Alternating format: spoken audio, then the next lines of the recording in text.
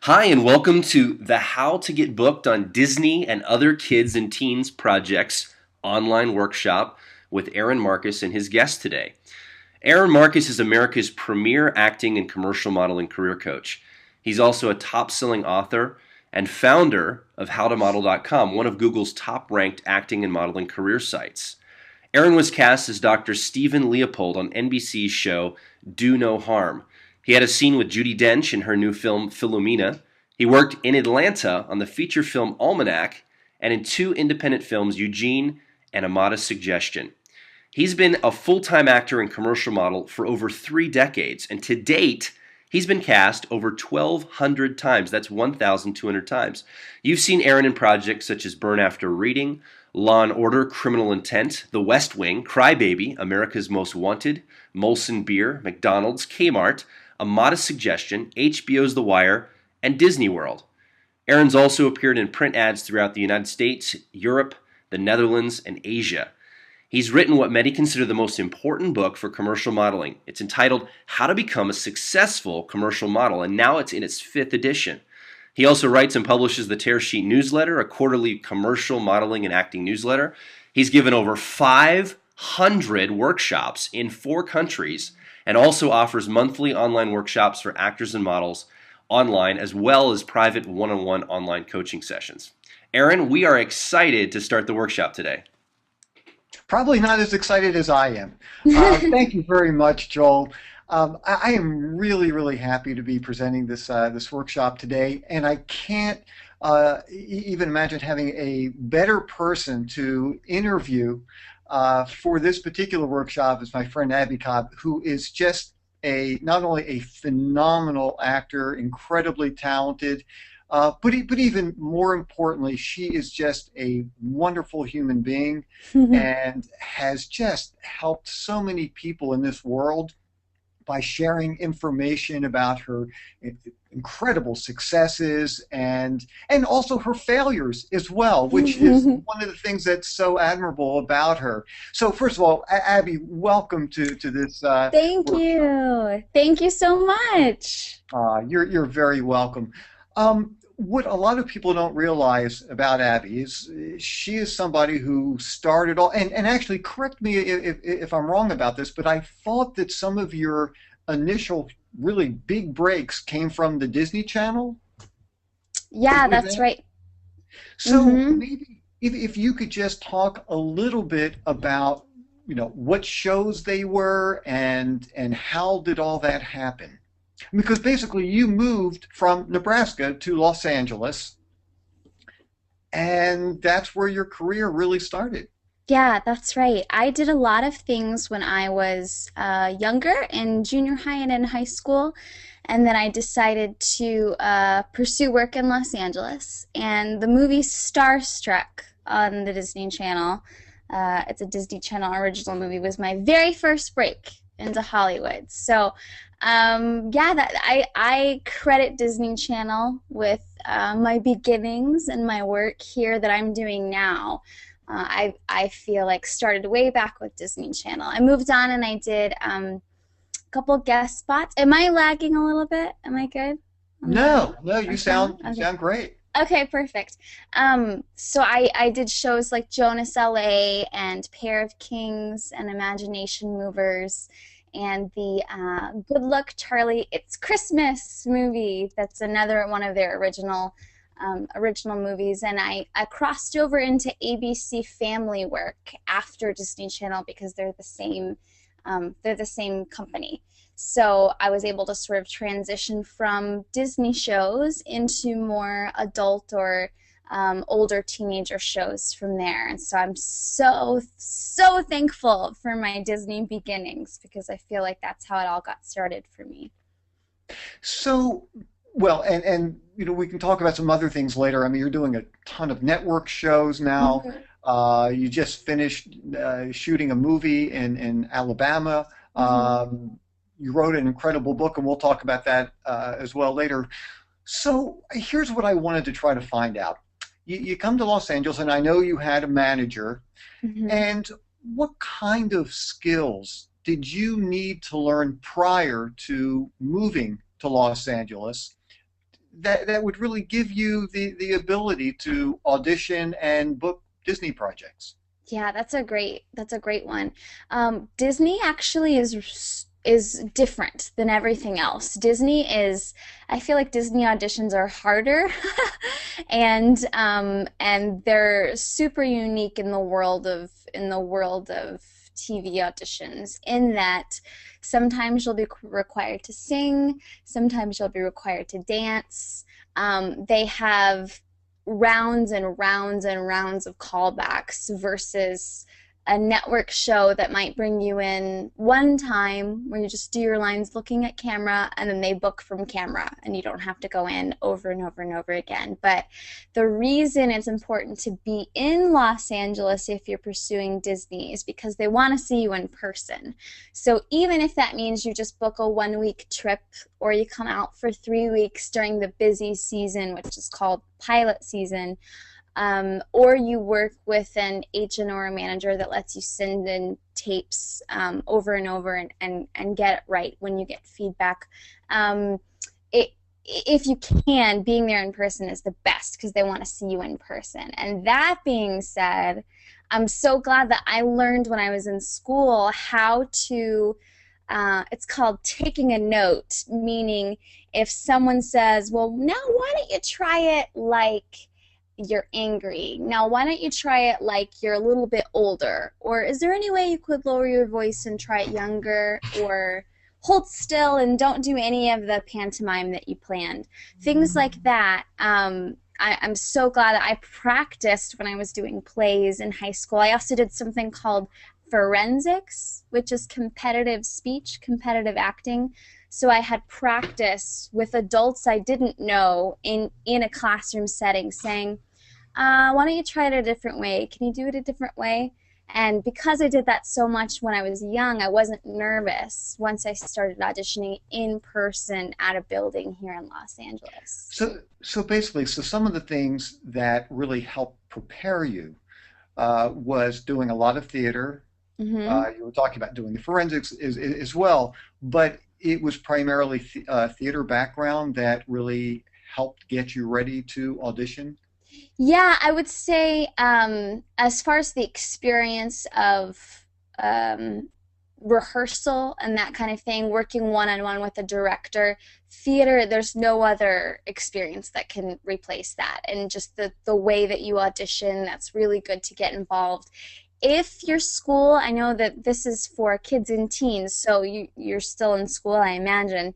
If your school has a speech and debate program, sometimes it's just called speech and debate, sometimes it's called forensics. That training, as far as my acting goes, was invaluable. That was, I think, single-handedly one of the best things I did because you have to learn how to be 8 different characters in one 10-minute performance. You're telling a story. It's like oral interpretation or poetry or something. So you switch between characters in a 10-minute period and you perform close to, I would say, maybe 60 times in a weekend at a competition in front of strangers that you don't know in a very small room, which is exactly what auditions are like. So the more you can get involved in that, if your school has it, that I think is I amazing. guess it also teaches you how to improvise, Yes, and it allows you to learn how to make changes very, very quickly. absolutely. Just So, so, in bas so basically, you did not have any TV experience prior to moving to LA. no, none, none Okay. at all. And do you find that most of the auditions for Disney take place in LA? Do some take place in New York? Are there any other cities where auditions do happen? Yes, yes, I know that they do scout. They scout a lot. They do put out open calls online where you can submit your video online.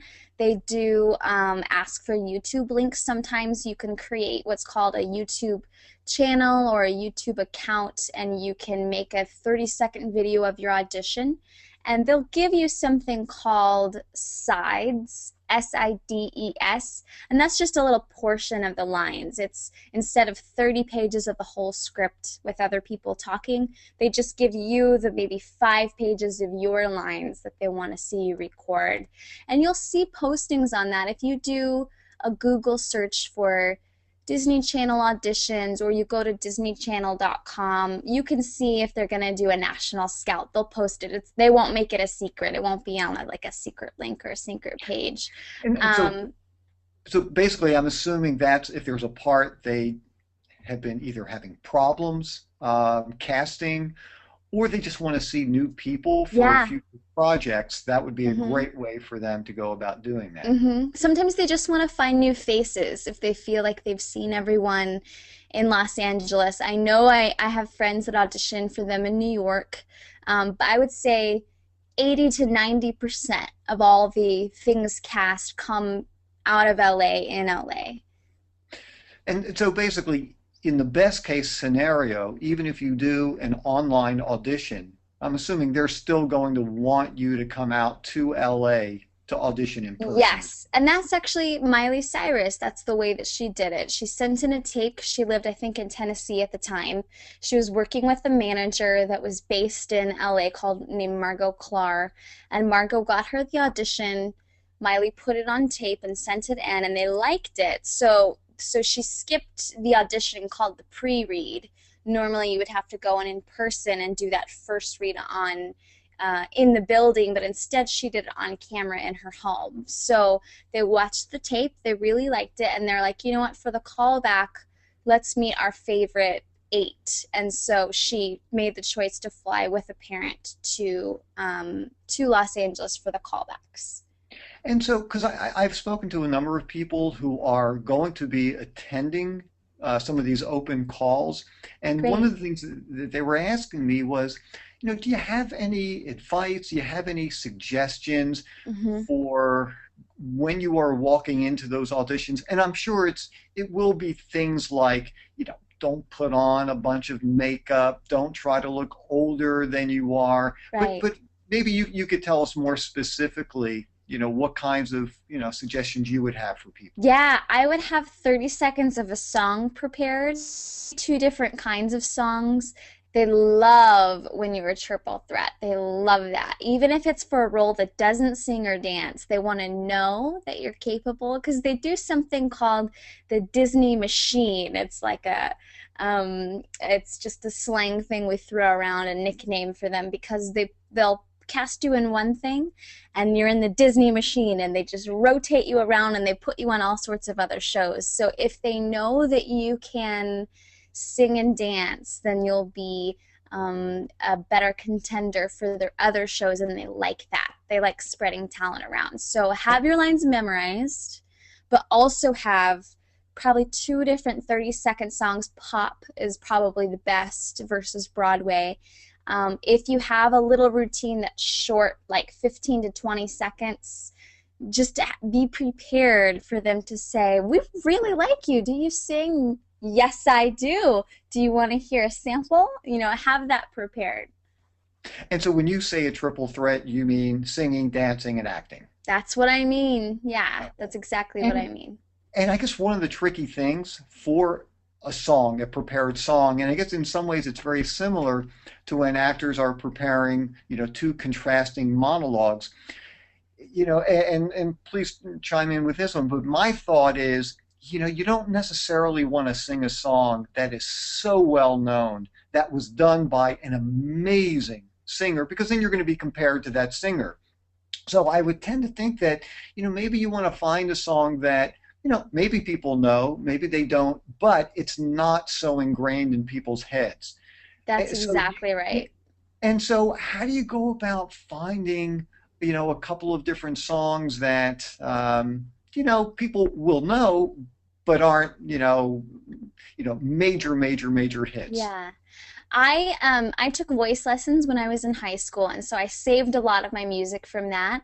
And I also pay attention when I'm at things like talent shows and showcases when I'm at any kind of a singing competition or a monologue competition, I watch and see what the audience around me responds to, what makes people laugh, what songs are funny or not funny, memorable or not memorable. And I write them down, and if I don't know the name of it or can't figure it out, I go find that contestant or performer after and I ask them, and then I do research. So I kind of you just steal from the best, just borrow from the best, see what works, and be assertive enough to go ask and do the research to find out what it is. As far as monologues go, if I can give a little tip, Please. I think you're exactly right. You don't want to, if for your open call they've given you the choice to find a 30-second monologue, picking one from a TV show or a little-known movie is much better than doing something from, say, Lord of the Rings or something where everybody's going to know exactly what it's from. I had a friend go to an audition, and the note on there was, do something like Gandalf's "You shall not pass" speech from Lord of the Rings. He said, well, I would just be compared to this amazing Oscar-winning actor if I did that speech, and every person there did that exact speech. And he instead did a little parable about an old man and a stone blocking a village. And he got the part because the story was different. They didn't know how it was going to end. They weren't comparing him to any Oscar-winning actors. Sure. So try to get creative with where you find it. I would not write your own. I would try to find something that's already been done from one of your favorite TV shows from maybe even 5 to 10 years ago you couldn't find on YouTube or something. And well, I think those are really great ideas. So along with having monologues, potentially, if if you can find some songs. So when you walk in there, even basic things like dress, like how would you recommend people dress when they're going to one of these open calls? I would try to be as memorable as you can, but in a positive way. So if you want to be memorable by wearing a garbage bag and nothing else, that may not be positive. I have a friend that was cast in a Disney show that showed up with a giant hat, just a really big hat with buttons all over it, and that was her personality. I have another friend that wore really just bright colors. Disney Channel loves bright colors. Anything kind of like this, like solid, bright. You can do things like overalls, really fun colored shoes. They are big fans of being modest, so I would not show up like it's a fashion show or a high fashion show with a short skirt on or a shirt that's low cut. They're not fans of that at all, and that would hurt you a lot more than you think. Even if your monologue's amazing, they would be afraid of how you may behave and dress in public, which could make Disney look negative. They're big fans of positive press and positive people, so make sure your clothes are modest, and your mom will tell you. If you're not sure, you can ask her. And yeah, bright colors, modest clothes, anything fun and creative, like a button that you like, you can put on there, or a sticker, or just fun things that show your personality. And no makeup, or pretty much no makeup as Yeah, well. I would try to look your age. You know, if you have a acne or something and you're a teenager, I know how that goes. I was there, been there, done that.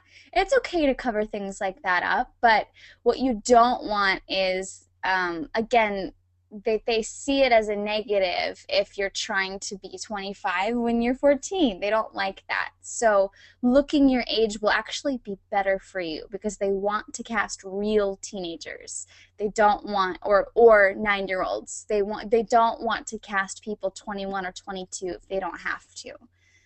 For Disney Channel specifically, because they love to market you outside of the show. So they want to put you in a magazine where you're talking about your boyfriend and your prom.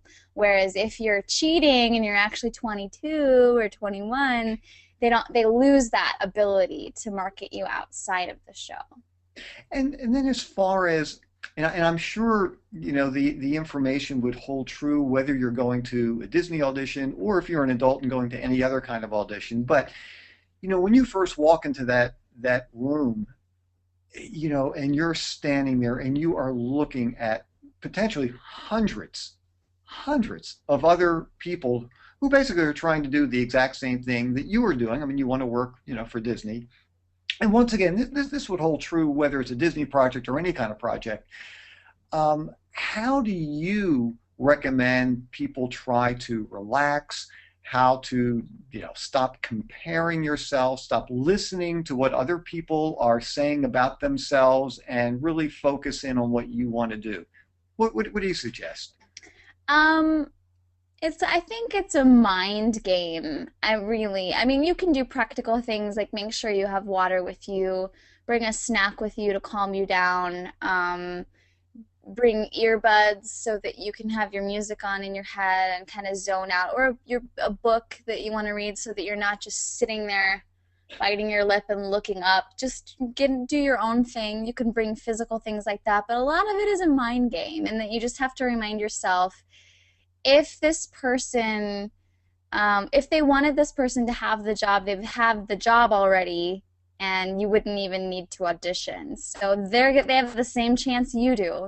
They heard about the audition just like you did, and I sometimes have to remind myself of that when I walk into an audition and there's someone super famous waiting in the lobby. That happened to me just last week. I went and right after a girl that's everywhere in movies and TVs right now, and I was like, I can't believe I have to audition right after her. She's so good, she's so pretty. But guess what?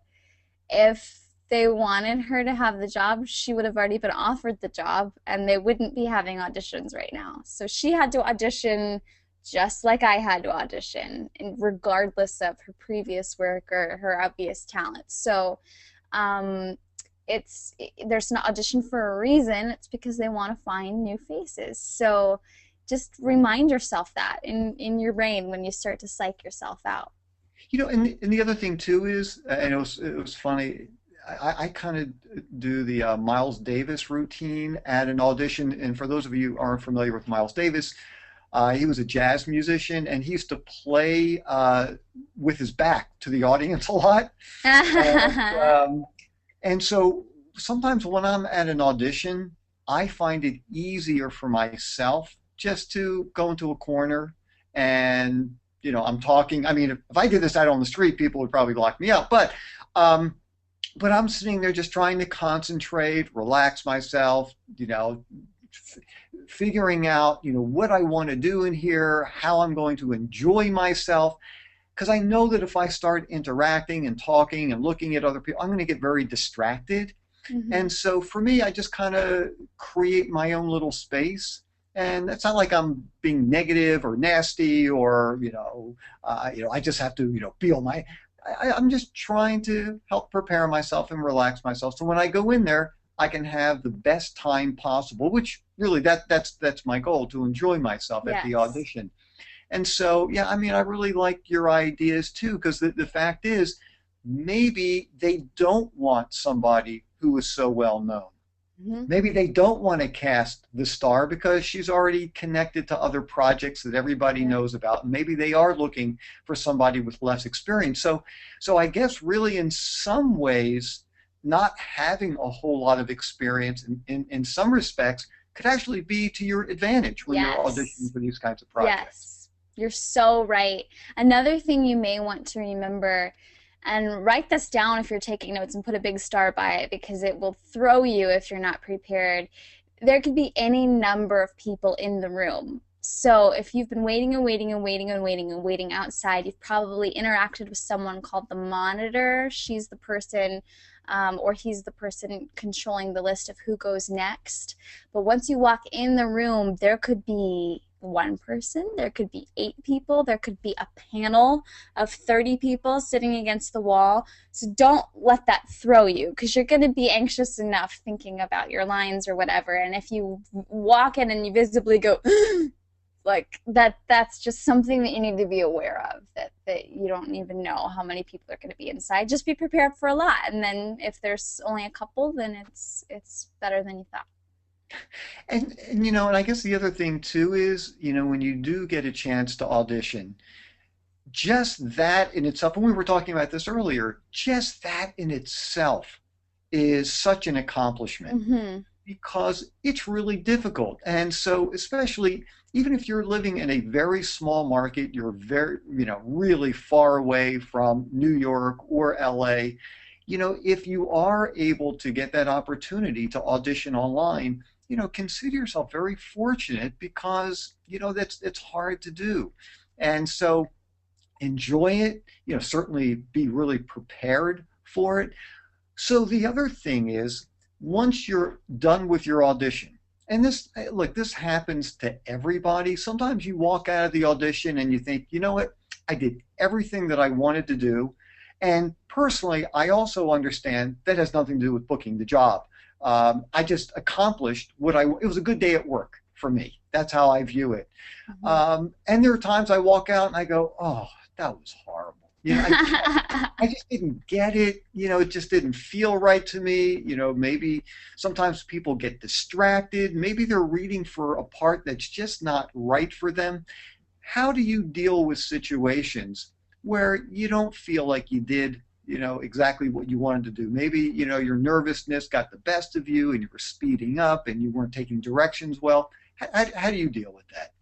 Well, there's two things that I live by kind of, and one is called audition amnesia, where it's again this big mind game I play with myself, where you audition for something and then just forget about it. You just make yourself forget about it because it's not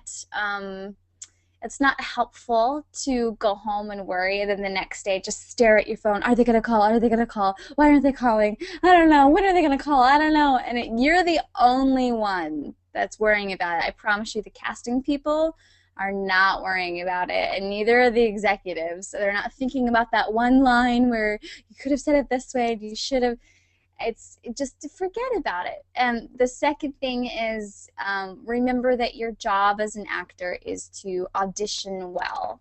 That's your only job because you don't have control over where it goes after you audition. It could be that the you're a blonde and the lead guy they cast is a blonde, so they want a girl that is a redhead or a brunette instead. It could be that the lead girl they cast is 5'4", so they need a boy that's 5'6" or 5'7". They don't want him to be too tall compared to her. They don't want him to be shorter than her. So you have no control over whether or not you're 5'2" or 5'8", whether you have red hair or no freckles or black hair or glasses or whatever.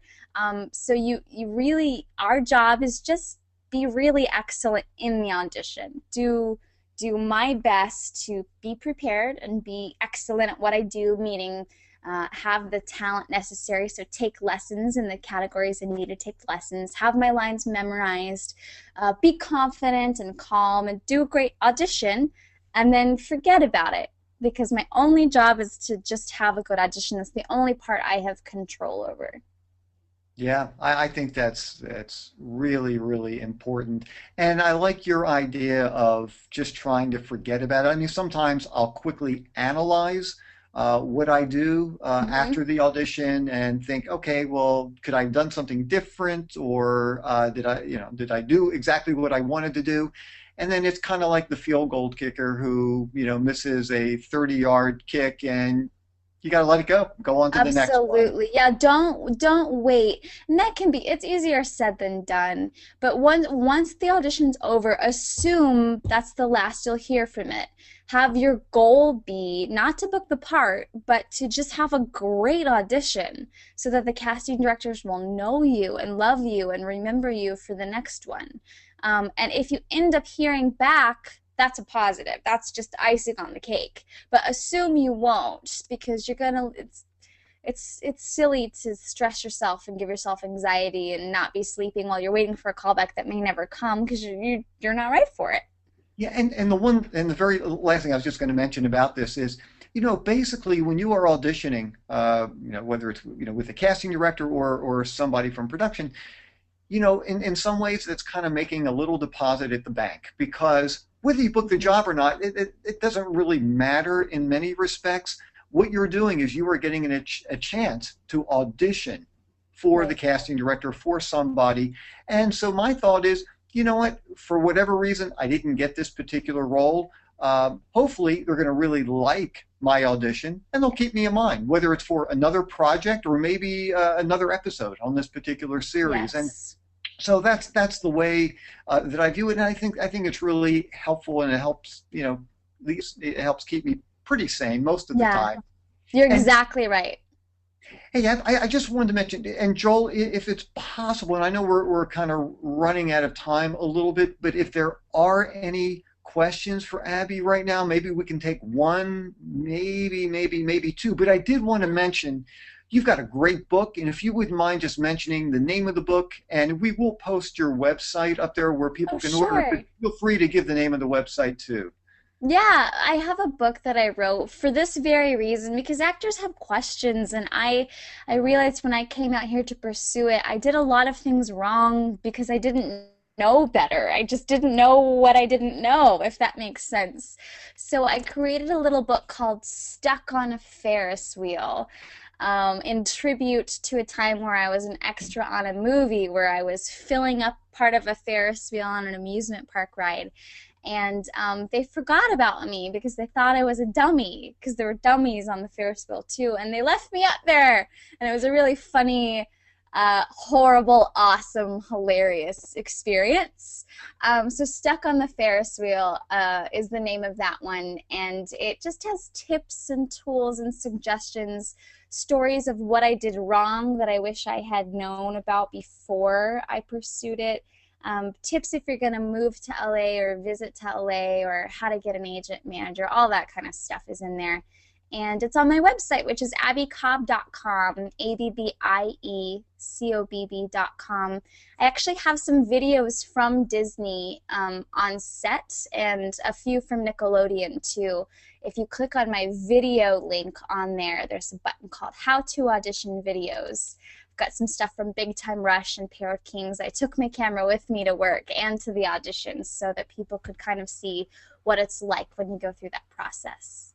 That's cool. Hey, Joel, do we Yeah. have time for maybe one question? Yeah, I just want to throw this question came in from Jody from Missouri, and she asks, "Is there a certain age when kids should get started in the business?"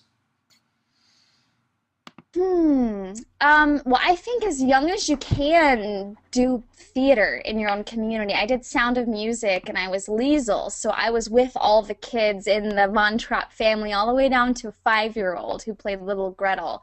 So I think theater you can be any age if you have parents that are supportive. I don't know if you're a mom, Jody, or if you're the kid, but if you have parents that are supportive, doing theater as young as possible is perfect. And Disney Channel specifically has roles for kids that are 5 to 9 to 11. And then they also cast a lot of 15, 16, 17 too. So anywhere from 5 to 4 is probably a little too young, but 5 to 6 to 18, 19, it's the whole range.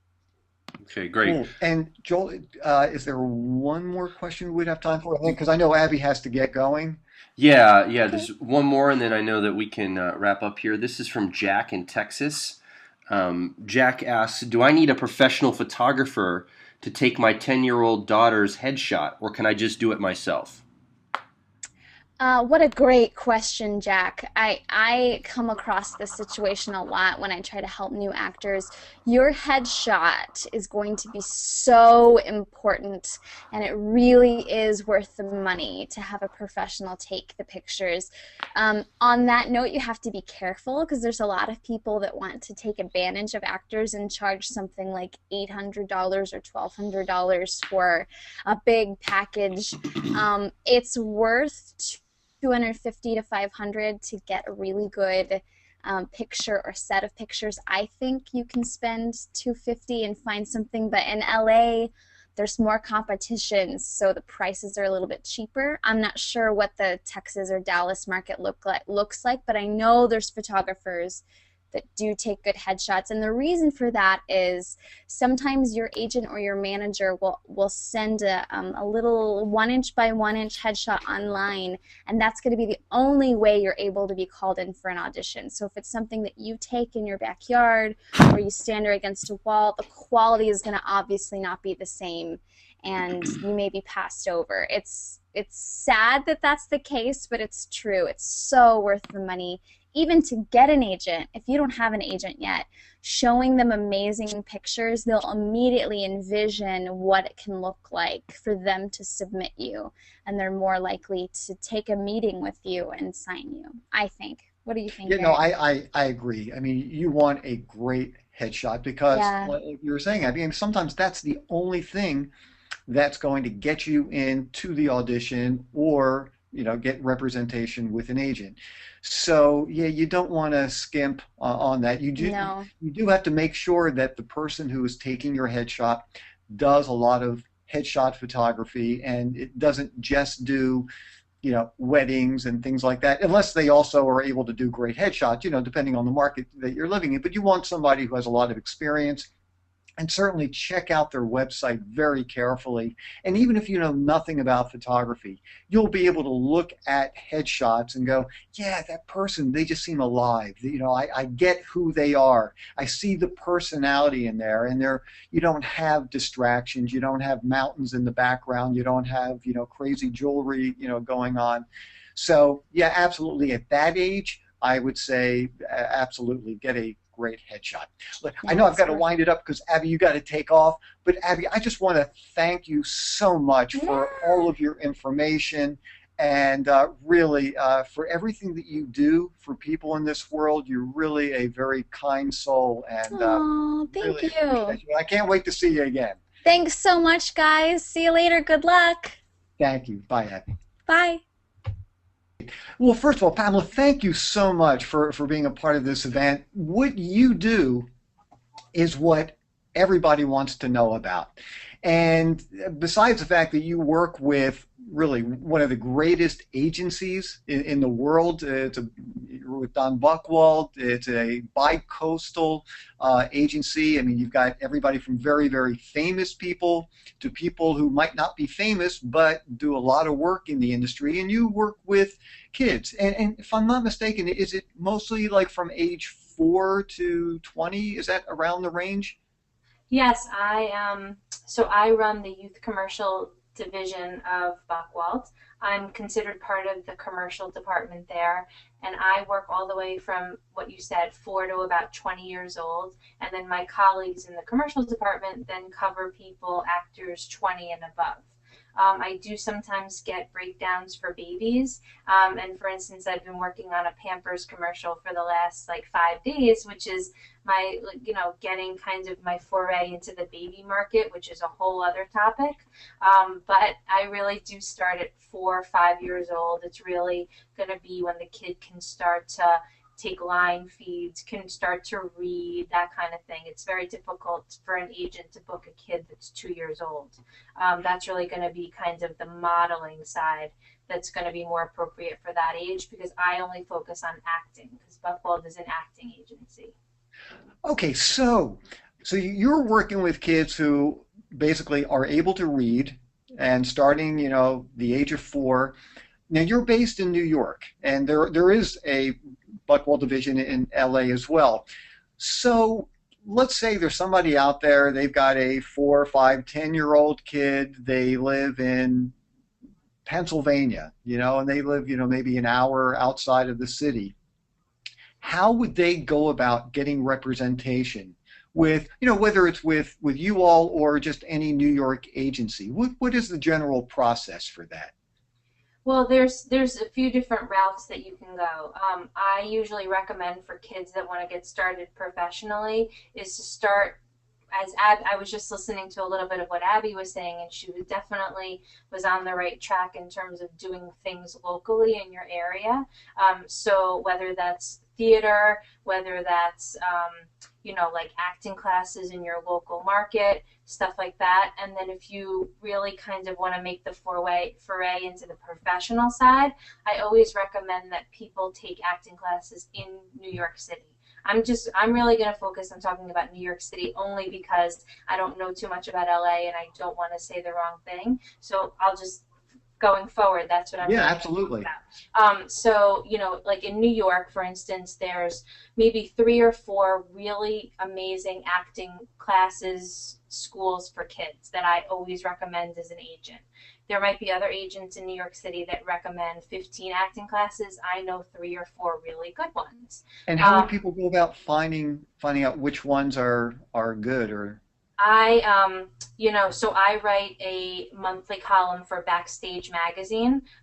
You can find it on backstage.com. And they actually have amazing forums where parents of child actors talk about everything. They run the gamut from what should my child wear to an audition to who's the best agent in New York, who's a great manager in New York. And there are literally threads about, what are these great acting classes. And if you kind of get in the child actor, mom, dad grapevine, you'll know very quickly which are the really good acting schools. And you can also do Google searches and stuff like that. And I did mention this in another showcase I did once, but managers and agents are always there to answer questions, even if you don't know them. So even if you shot an email to a manager and agent and said, hi, I'm a mom or a dad from so-and-so, I was given the referral of, blah, blah, blah's acting school. Is this a reputable one? I've literally taken phone calls like that, and I'm happy to help, even if it's like a 2-minute phone call, because I could say, no, that one is not really great, or that one is amazing. So you could always kind of go that route. But I would say do a lot of research. This is really a research-based thing. Yeah, and actually, and you're right. I mean, at Backstage.com, I mean, the information there is really invaluable to people.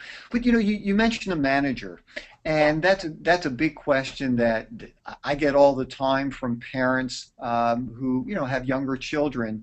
What are your thoughts? Is it really helpful to try to find a manager first, and then get an agent, or is it really necessary to have a manager, and can you just go directly to an agent?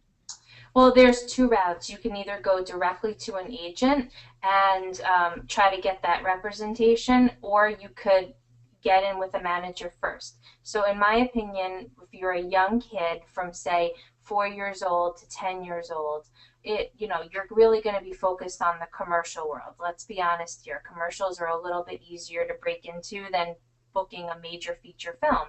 So let's say you want to kind of break into the business, you go to one of these showcases, a manager is really interested in you.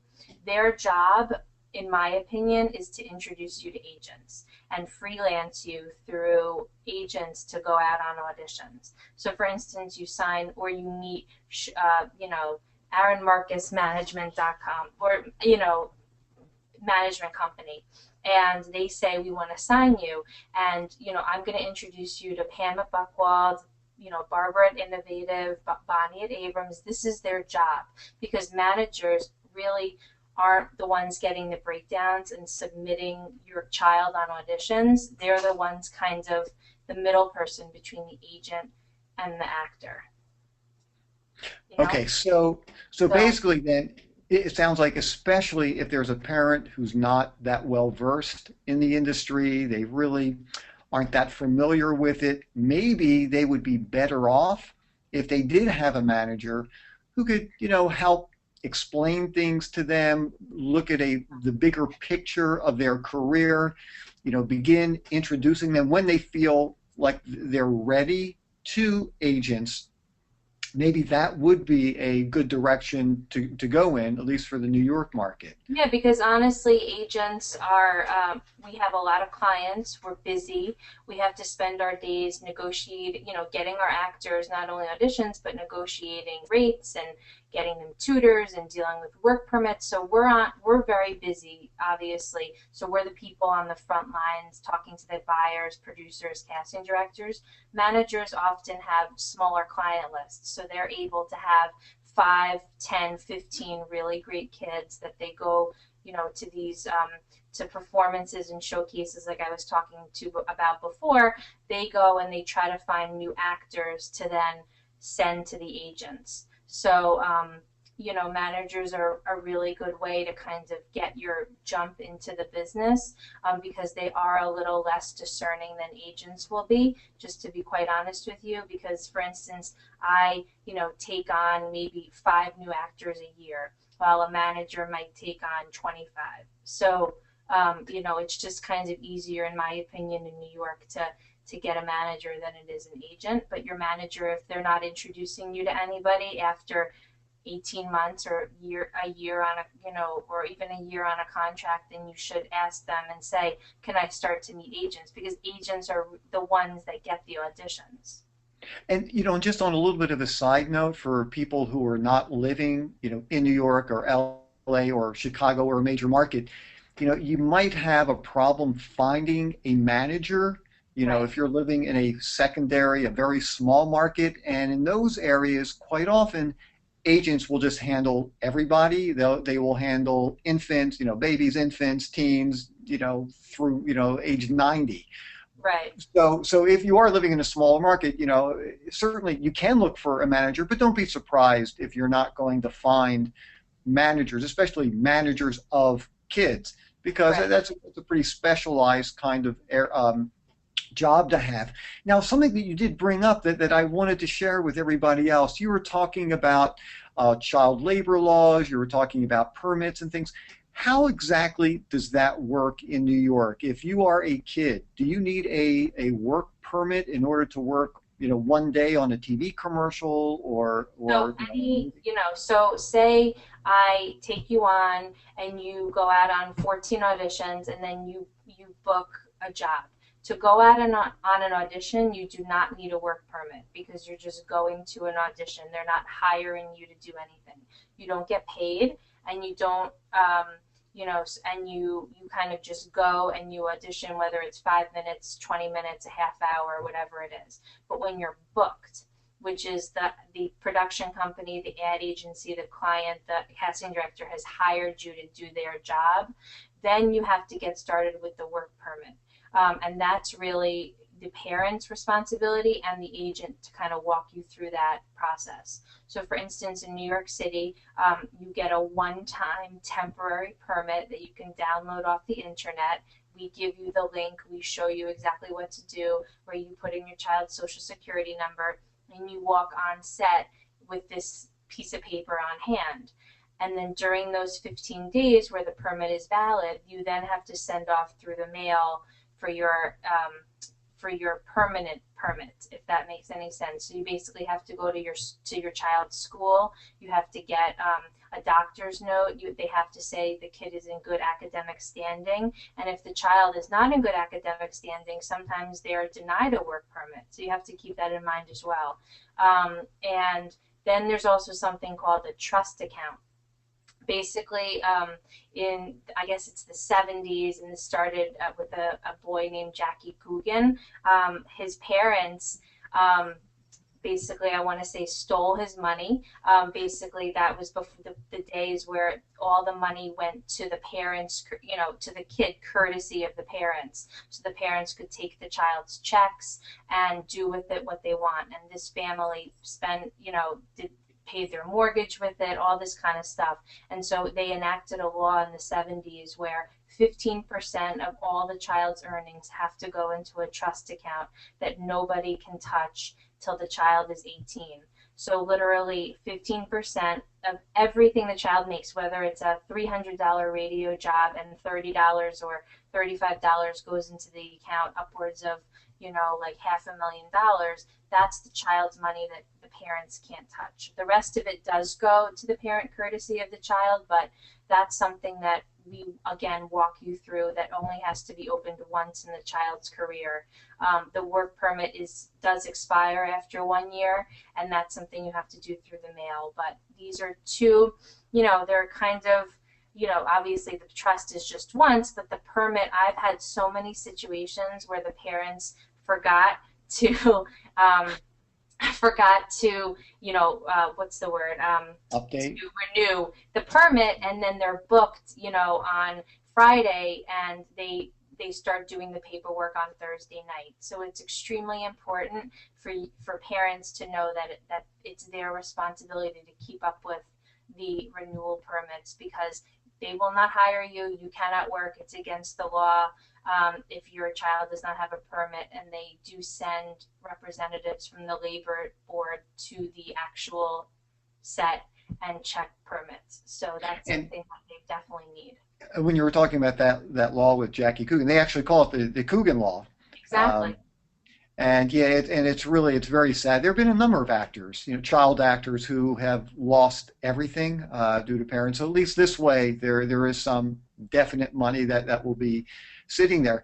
Now, as far as you had mentioned school, I wasn't sure, and I don't know if you know this exact number. I was told a while ago that you had to have is it a 3.0, minimum of a 3.0 grade point average? I don't know if they have a very specific number.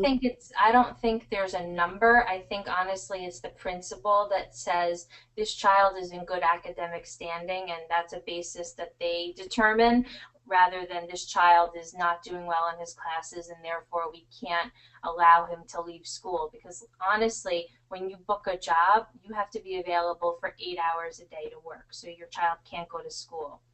If you book a commercial and it's 1 day, by law, they don't need to provide any sort of teacher. They do need to provide you with breaks, like 15-minute breaks throughout the day to do your homework, but they don't need to provide a tutor for 1 day. If they do have you work, let's say 3, 4, 5 consecutive days, by law and union rules, SAG-AFTRA law, they have to provide a tutor on set for the children to then go and be, able to do their homework and that sort of stuff. So, school is very important, especially at our agency. Education is number one. If children want to back out from doing this professionally because they want to focus on school, that's awesome. If they want to leave the business to go to Columbia and Harvard University, that's awesome. We're very pro education, and nobody should be dropping out of school for this business. So that's just. And they want smart kids. That's the whole thing. And honestly, I only work with children. So I've been doing this for a decade now, and I've heard, I really want people to understand that obviously this has to be a priority. This is a business. I'm out to make money. Obviously, I still love children and I love the industry, but I have to create, a certain amount of money for my job. I have to meet numbers, that kind of thing. But, I really understand if somebody wants to go to the prom, if they have hockey practice, if they have basketball practice, ballet. I want you to have a very full life. And if you go into a casting director's office and they ask you, so what do you do in your free time? And you say, your child says, oh, I act. I go to acting school. I love to act and sing and dance. I mean, they want to see people with full lives. They want to see a kid that, just did a goal on the soccer team, or they want to see the homecoming king or the queen, So it's important for somebody to have a really full, exciting life. With acting, obviously, is a priority. You want to make sure that you're fulfilling your obligation to your contract with your agent, and making it a big deal. But there's more to life than just doing this and only this.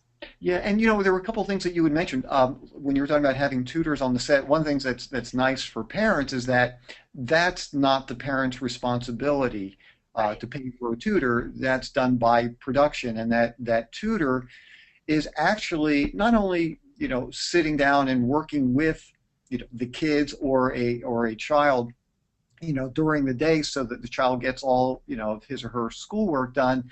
But that tutor is also the liaison between the student and production, and it's up to that tutor, if I'm not mistaken, to go over to whether it's a first assistant director or the director or producer and say, hey, by the way, we only have this much time left for this child to be working, because then we have to break for whatever reason. So they're really there to look for the child's best interest as well. Right. So tutors are, obviously, I mean, that's true in terms of tutors being on the ball with the timing, but that's also a parent's responsibility to say to the first AD or something, my child is, like they need a break soon. I mean, most productions have worked with minors before. It's very rare where a production company says, I've never worked with a kid. What do I need to do? I mean, they've been doing this for a really long time. And especially if it's a union production, they have to follow laws or else they can get fined. So for instance, if your child is under 6 years old, they can't work them more than 6 hours a day. So they oftentimes hire kids that are 6.5 or 7 so they can get past that kind of barrier and work the kid 8 hours a day. So, they kind of finagle their own little thing, but they do follow the rules because they can get fined by the unions. Non-union productions are a whole other issue, and they really have no jurisdiction in terms of what they can do. So they can work the kid, 8, 9, 10 hours, pay the kid cash, for going over the amount, like that kind of stuff. So it gets a little tricky.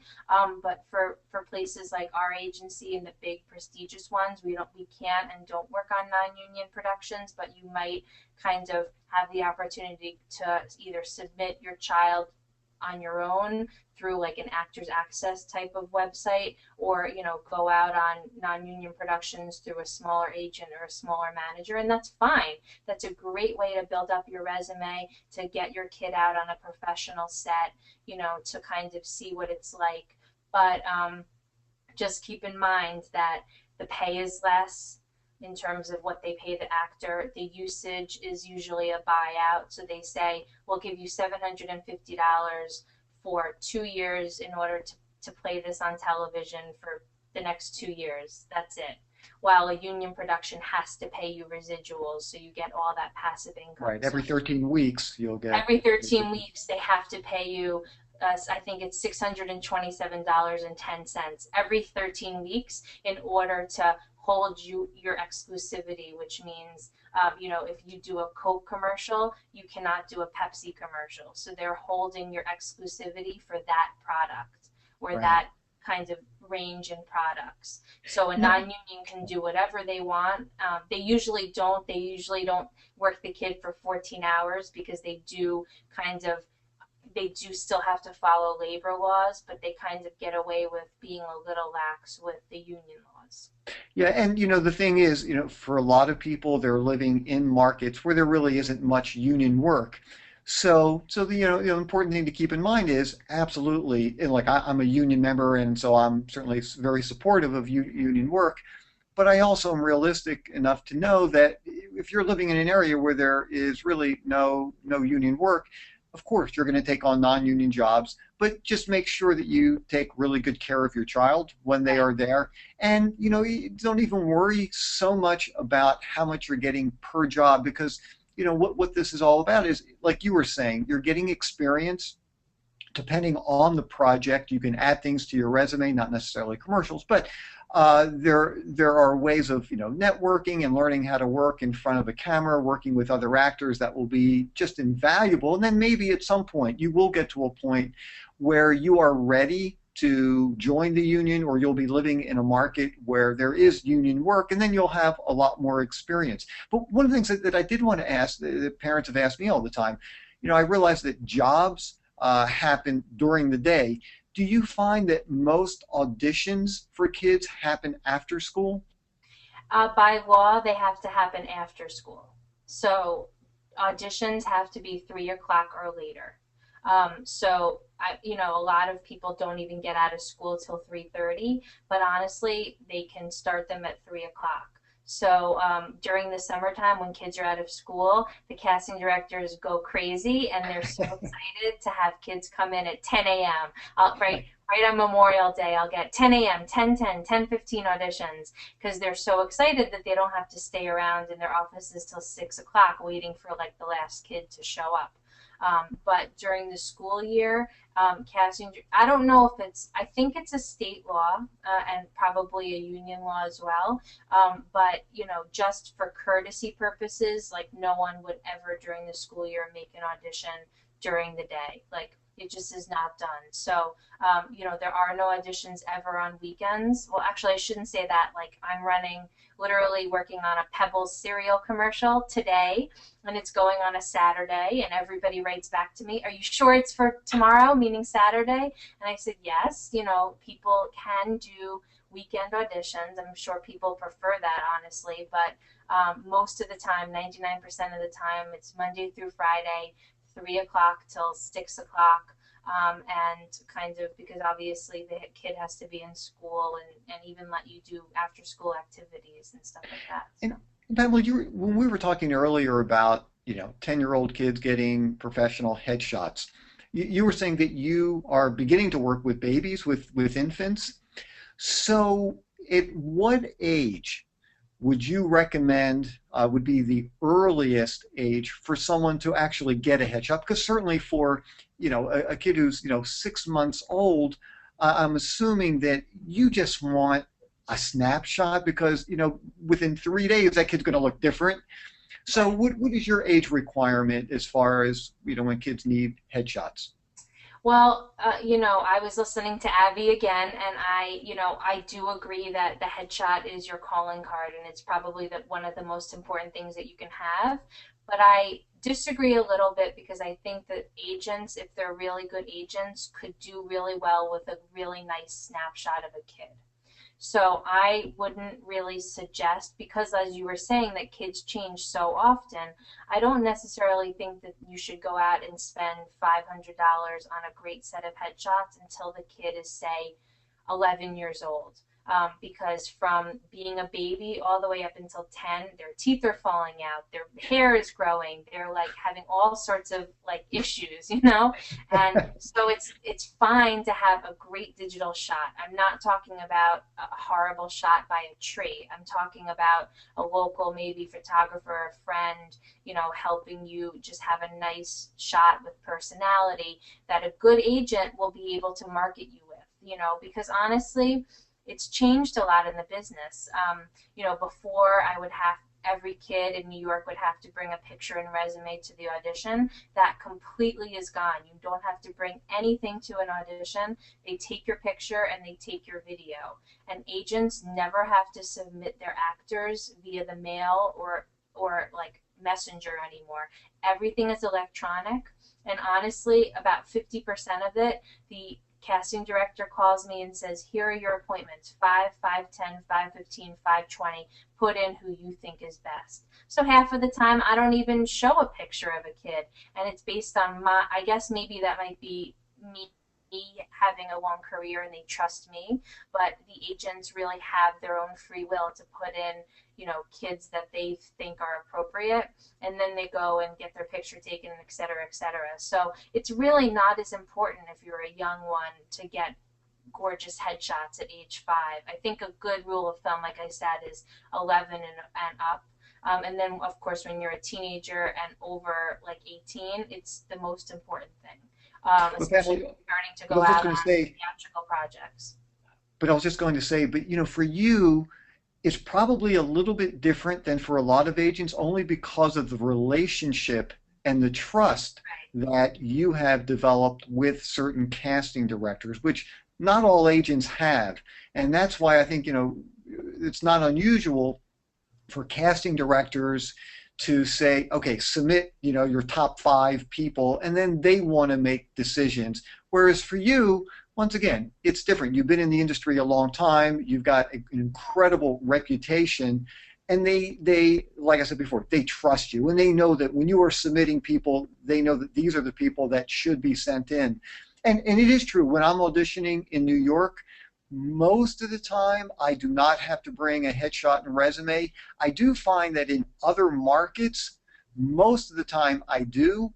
Certainly, the agents aren't submitting hard copies of headshots and resumes anymore. It is all done online, but I guess it also depends on where you're living Right. as to whether you need a hard copy. So, I mean, I always suggest definitely, have some headshots with you. Always bring them to auditions, and then you can always ask whether they want Right. them or not. And once again, if you're living in a very small market, things probably aren't set up electronically the same way that it would be in New York and in other major markets where they will ask for a headshot and resume. But one of the things too that I think it's always very uncertain for parents. Let's say they do get the opportunity to come in and talk with you. What kinds of recommendations would you have for, like, what are you looking for? What do you want to see? What do you not want to see when a kid comes in to meet with you? So it sounds so cliche, but as Simon Cowell used to say on American Idol, it's all about the X factor. Does somebody have that special something? So as I was saying, I've been doing this a long time, and probably within the first, I would say, minute and a half, I know if I want to represent a child or not. First of all, some things to do. Um, Probably is the number one thing is for the child to have lots of personality and not be shy. So I and my colleagues at Buckwald, and I'm sure this is what they do at other agencies, is they never have kids come into the meeting with their parents, in terms of the parents stay in the waiting room and the kid and the agent go off into the agent's office, always with the door open, no worries about that. But we want to see what it's like to talk to the child without the parent, because children are completely different when they're around their moms and dads. So you have to be aware that you will be separated from your child, most likely in an agent interview process as well as auditions. They never allow parents in the room at auditions. You're always in the waiting room with the other parents. So your child has to be comfortable with talking to strangers. So that's the number one thing. So if I bring in a kid and I'm so excited about them, and then it's pulling teeth to get them to talk to me, and I say, do you have brothers or sisters? Yes. What do you like to do for fun? I don't know. Do you like school? Kind of. And they're giving one word answers. This is not necessarily somebody that's going to be able to go to Beth Melsky Casting in New York City, who's a very tough casting director, and they ask them to do some improv or ask them questions, and they are like a dead fish. You need somebody that's going to be really outgoing, gregarious, and every parent says to me, "Oh, my kid is so outgoing. They're always outgoing around me." And I'll say, "That's great, but they need to be outgoing around strangers." So something I recommend, I wrote this once in an article, and people were like, "Oh, that's a great idea," is like to have a family friend or somebody that necessarily like your kid doesn't know so well, is to like do some role play before you go in to meet an agent or a manager. Like, have this family friend kind of take the kid into a room, ask them questions. They have to get comfortable with talking to people that aren't in their family. So that's the number one thing. I always look for outgoingness. Kids that are, dressed appropriately. I don't want to see the kid come in like toddlers and tiaras with like a ball gown. I've seen it all. Like I've seen Ball gown. I've seen kids that dress horribly in terms of they didn't brush their hair, their teeth, so it can run the gamut from really extreme, like bad, and then really great, like ridiculously, like dressed for, like a prom. So just dress the kid as if they were going to their friend's house. Very casual, like let them pick out what they want to wear, just let them show their personality in their dress. So, and then, always have a picture or a resume to bring with you to the meeting with me. Because honestly, if I meet you, I'm going to meet 5 other people that week. And so how am I supposed to remember you if you didn't leave me with any materials? So on the back of even if it's a digital shot, put your cell phone, your email, so that way I know to contact you. Because out of sight, out of mind. If you don't bring anything, I don't remember you. On to the next person. So, it's a very hard question to answer. Why do I choose one kid over the other? But a lot of it comes down to personality. Do they do a good read for me in the room? Because I oftentimes have them read a little 10-second commercial just to see their feel for how they're going to read. And, do they have something interesting to say? Do they have an interesting life? Do they, are they comfortable like around in the room? So there's a lot of things that go into it. And also, who am I representing right now? Who's on my client list? Do I have 5 African American boys 8 to 10 years old? And if I do, I'm not necessarily going to take on another one because that's not fair to the actor. Or do I need a blonde haired 9-year-old? And if I meet somebody and I'm like, all right, well they're pretty green, which means they're kind of new to the business, but I can develop them. I might choose to take them on because I have that I have that hole in my client list. So if you get a no from one person, it might just be the sheer fact of they don't have room on their list, and a lot of people don't want to make commitments to actors and sign them if they can't provide a good number of auditions. It depends on the market as well. And when you do sign somebody, it is an exclusive contract to Buckwalt, correct? Correct. So we sign actors for 18 months to contracts for the first term, which means you cannot go out through any other agents during that time. And then when those 18 months are over, if we mutually decide that we want to renew the contract, it's 3 years. So I've literally represented people from the time they were 5 till the time they're 20, which is like unbelievable to me.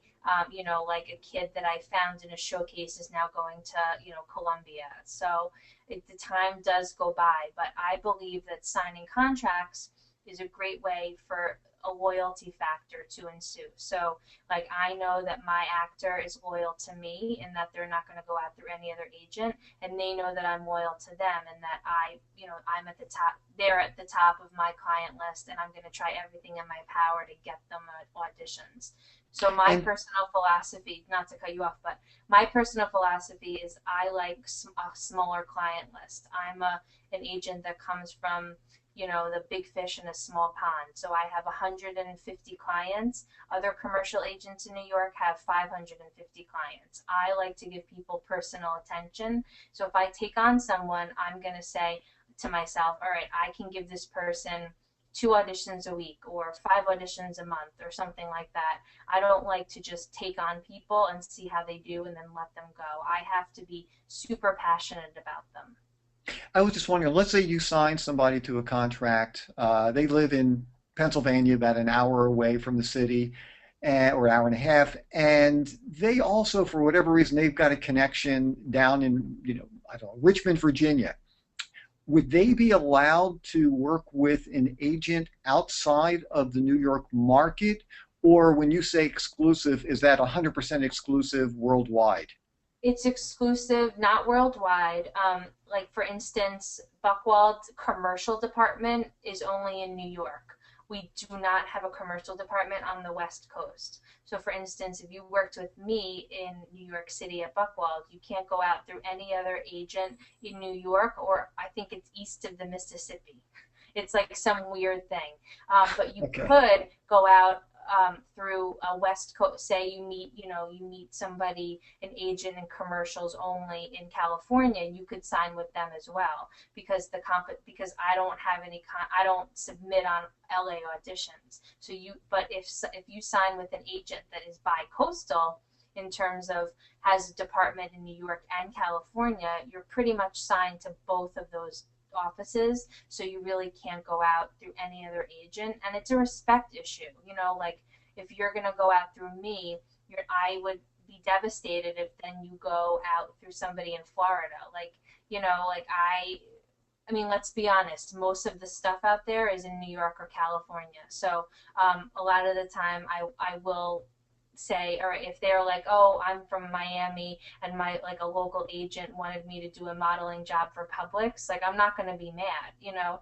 But I would hope that when you're in New York City, well, you really can't go after any other person in that area. I guess the key thing, and you just touched on it, it's respect and it's also communication.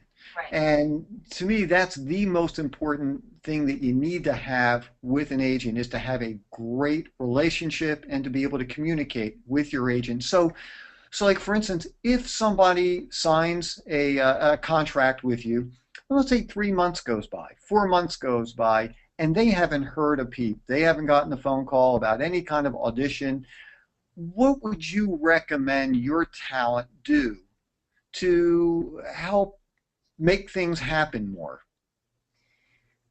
Look, I would say, you know, if your agent is not calling you, there's a really good reason why they're not calling you. We don't like choose to sign somebody and then never talk to them again. It's probably because nothing has come across their desk for your child's age range. You know, I sign people, you know, like I said, like maybe 5 times a year because I think that their age range is really great. But I have signed kids maybe that are 12 years old. 12 to 15 gets a little complicated because that's a really tough age range out there right now for commercials and even theatrical stuff. But say I signed this 11-year-old kid and I thought they were going to be like a hot commodity, and then kind of it goes dead for all the breakdowns for 11 to 13 years old. It doesn't mean I've forgotten about you, I'm mad at you, I hate you. It just means that my casting directors have nothing going on. And this is not a business where I can go on LinkedIn, go on this, and try to create jobs for people. I'm not a recruiter. Jobs come to me. So I can only do what comes across my desk. So if then, you know, I sign this 11-year-old and throughout the year it's just getting so hot for 5 to 7-year-olds, unfortunately it's cyclical. That's just the way it goes. And then maybe 6 months after that, it's just hot again. So it's a crazy business, and you have to remember if somebody signs you, you have to have faith in them that they're going to call you when it's necessary and when there's something available. So No, I know. and going back to the trust, it's a you know, it's a you have to. It's not just about us trusting you. You have to trust your representation that you're signed to a great agent or a great manager, and they're doing the best job they possibly can for you. Yeah, what a lot of people, seem to forget is that you want your clients to work. That's I a don't make huge, money unless my client. I mean, right. I get salaries, but I don't make commission unless you guys book jobs. There's no, you don't pay us to do our job. You don't pay us a dime. If an agent or manager ever asks you for money, run the other way. That's not reputable.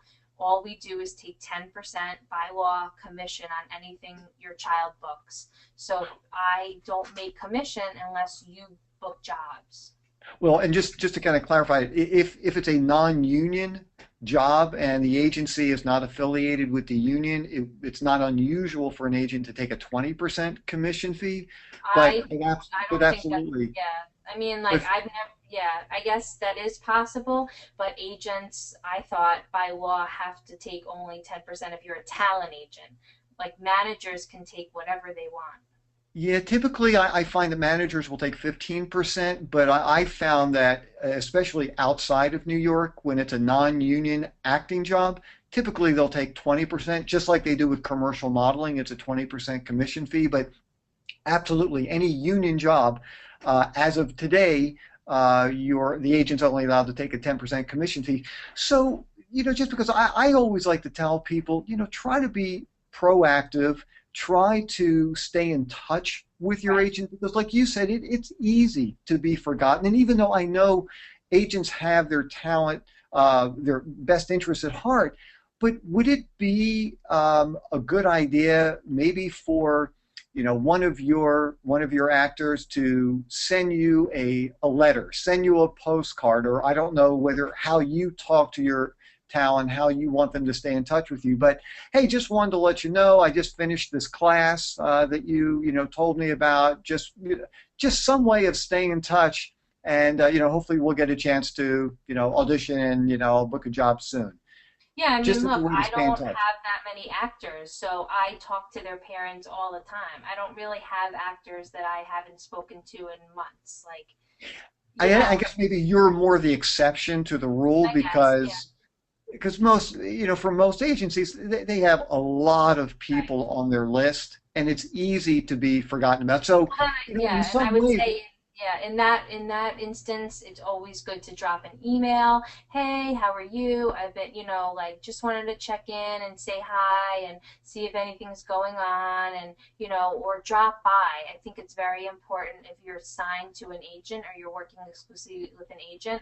So, as I said before, out of sight, out of mind. So we like drop-ins. If somebody says, hey, and it's always good. I mean, it sounds ridiculous, but it's always nice to bring your agent like food, if you want to bring us like cupcakes, like we remember that stuff, like we remember, oh, blah, blah, blah, makes the best cupcakes ever. And then, like if you drop by and I get to see your face or your new haircut, or, you come in for a voiceover on a different floor, see your agent. Like obviously, like some people hate schmoozing or they think we're too busy or we're, like it's going to be an imposition, like, that's not the case. We want to see you. We want to hear from you. Like I said, email's great. Postcards, kind of, are a little old fashioned at this point. I think emails or even phone calls. We are busy on the phone a lot, so don't like be persistent and call us like 10 times a day. But if you wanted to, drop us a phone call once a month and be like, hey, Pam, it's blah, blah, blah. Just wanted to say, hey, like, see how it's going. Like, we miss you guys. Hope there's stuff soon. Like, that's fine. I totally understand. But you know what? most of the time, we haven't forgotten about you. But I was just going to just jump in. I think that you are really more of the exception to the rule, honestly. I think what you are offering your talent is somewhat unusual. I mean, it's incredible, but it's somewhat unusual. I find that most agents, especially ones that have huge lists of people they're working with, really don't like their talent to just pop in. They really don't like the phone calls, and they'll make it very clear as to how they want their talent to stay in touch with them in some ways. And it's kind of funny, even though you are working as an agent, in some ways, the way you describe your relationship, you're almost like a manager, I with these know, and you people. know what? I say that we have a very managerial way of being agents. Like you're right. I mean, I guess there are a lot of agents out there that are a little more standoffish, have tons more actors, and they'll say, please don't drop by, make a meeting with my assistant. But I guess that's just not where I come from, and that's not how I choose to mentor my actors. But I think it is important, as you're saying, is for people to know that there are other agents apart from me that have different philosophies. But I can only speak for myself, and I think my way is the best way. Oh, look, having that personal connection, I couldn't agree with you more. And I guess what the most important thing for people to keep in mind is find out how your agent wants you to stay in touch with them Right. and follow their wishes. Because you don't want to be viewed as a pain to somebody. You Very don't true. want to dismiss, what they're asking you to do because you want to respect them. And if for whatever reason, you're finding that it's just not working for you, you can always look elsewhere. You're not, married to your particular agent if things Yeah. are not, working well or for whatever reason. But, and something that I do mention to people, it's like any kind of relationship, don't give up on an agent just because things are not happening for you right now. If you like the agent, if you trust the agent, if you are confident that your agent is really good, then maybe you do need to set up a meeting at some point and just say, hey, look, I've been with you for 6 months. I know you're out there helping me, but there's just nothing going on. What do you recommend that I do? But just have some kind of communication with the Right. person so that you're not walking around feeling angry. You're not feeling, they really don't care about me. And when you have that good relationship, good things will happen from that. And it's very important for people to realize that if we're not calling you, most of the time it's not about you. It's that we don't have anything for your child. You know, like, and you might hear through another mom, oh, did you go out on the Nestle audition? And they were looking for 5-year-old boys. But that mom that maybe posted on Backstage or whatever it was doesn't realize the casting director called and now they only want to see ethnic talent. So, like, you don't know what the agent, we're the front lines of this business, and we're really good at our jobs, and we've all been doing this for a really long time. So if your kid is not going out, and it's because it's probably the market or whatever is coming across our desk. And I will say that if we don't want to represent you anymore, you'll know it. We'll say to you, we'll call you up and we'll say, look, the business is changing. We're it's just not working out. We really think you should be at a smaller agency or find a different agent. We will never keep somebody just to have their name on a list. That's not how agents work, So we will let you know if we don't want to represent you anymore, but that doesn't mean there's something wrong with the kid. It just means that it wasn't a good match. I mean, it's just, so when you keep hearing the word no, you just have to find somebody that tells you yes.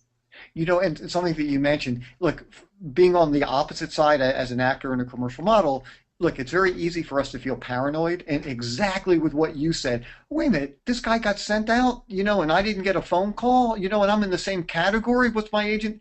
And what is so interesting is that who knows? Maybe it was a direct request, for somebody, or who knows what the reason is. But I guess what it really comes down to also is you are also going to only represent a kid, no matter how much you like this kid, if you can deal with the parent too.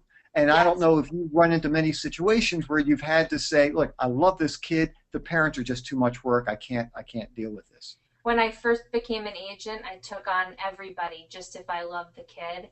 And then throughout my career, it's not worth it. If the parent is, I've seen things running the gamut from people that have been verbally abusive to me, to parents that called. If I don't pick up the phone, they call 15 times afterwards until I do pick up the phone. So, but then that's the exception. The rule is most parents are lovely. They understand that this is a business. They're not pushing their kid into the business. But honestly, like, if I have a gut feeling that the parent is the one driving the boat on this and the kid doesn't really want to do this, I won't even take the kid on, no matter how special they are. And honestly, my new thing is now in the meeting, I ask the kid, do you want to do this? And some of them do say, no, my mom really wants me to do this. Like, kids will tell you the truth.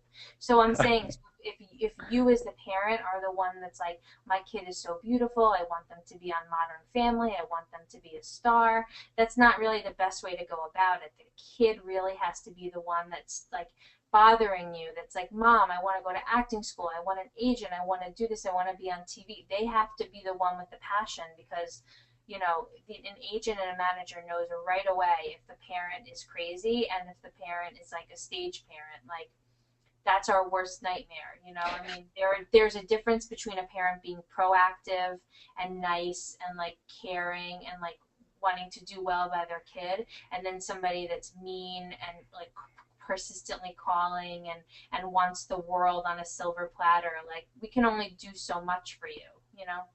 Right, you can only submit. I mean, that's all you can. Right. You can submit people, and that's really it. Then it's out of your hands. You're not making. I mean, we're not, honestly. And people, I hear all the time, why isn't my child booking? And I'll say, honestly, my job as your agent is to get you auditions, to pitch you, and to negotiate your contracts. Getting the job is up to your kid and up to you, is whether they're a 55-year-old actor or a 20-year-old or a 5-year-old. Maybe it's time to look within and say, oh, maybe I should go to acting class. Maybe I need to get new headshots. Maybe my kid needs to take a break from the business. Like, so it's important to not just blame your agent and say, I'm not booking jobs. They've been out on so many auditions and I'm not booking. Well, maybe there's a reason for that, and maybe it's not your agent. Your agent is doing their job. Yeah, the fact that you're going out on a bunch of auditions, I mean, Exactly. that's That's my incredible. job. My job as your representation is to get you in front of casting directors. And honestly, this is a very competitive business. It's very difficult. So you should feel very lucky you're even getting out on auditions, let alone booking. I mean, so it's just, it's definitely a tough industry, but it's important to realize that maybe things need to be tweaked a little bit. If you go out on 15 auditions and never get a call back, well, maybe we as a team need to get together and say, all right, well, what is it? Does she get shy in front of casting directors? Is she going in inappropriately dressed? When I told them to like wear a soccer outfit, they went in there like wearing a dress. Are they following directions? Sometimes it's about material. Did I give them the copy and they just studied it in the car on the way to the audition, or did they really like make it a priority and study it the night before? So sometimes it is looking in like within it and deciding, and realizing it might be on your end and not your representation's end. Absolutely. Pamela, I wanted to thank you so much, and everybody should be checking out Buckwald Agency. It's a phenomenal agency, and you can read all about them. I was just going to ask if, Joel, if there is one question, because I know we're running out of time, and I really appreciate you hanging in there. If there's one question for Pamela, I would love to be able to have it asked, and then I'll let you go. Sure. No worries. Yeah, this is actually from David, who's been listening in. He just asks, I went to a Disney open call in July and had a callback, and they took a video. Should I go to another open call this month? Just to go, you mean to be seen again by Disney, This or is all he wrote in. David, if you want to clarify. That's what it sounds like. Okay. I get, I mean, it's always good to be seen again, but honestly, if they were so interested in your daughter, you would have heard something already. So I would say move on from that and go on to something else and go to another showcase or do something else. I mean, Disney is a huge company and they're they see so many people. They have like a whole department where they just go out and scout all day long. But so honestly, like I say to somebody, if I want to represent you, I'm going to find a way to represent you and I'll get in touch with you like that day.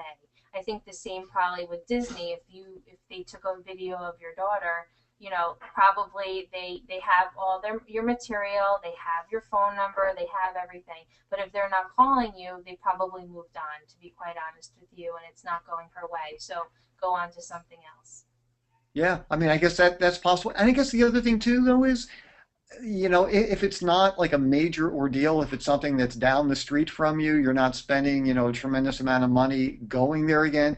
Who knows? Maybe just the experience of auditioning again Yeah, might be exactly. worthwhile. You've got nothing to lose, and the worst thing they could do is say, I think we've already seen her before, we're not interested. Or maybe this will be a different kind of audition. Maybe there's a different project going on that, And Disney is finicky. Disney is strange. Disney is a huge organization. It's like I hope nobody expects to like go to a Disney audition and they're going to be the next Selena Gomez. It does not happen like that.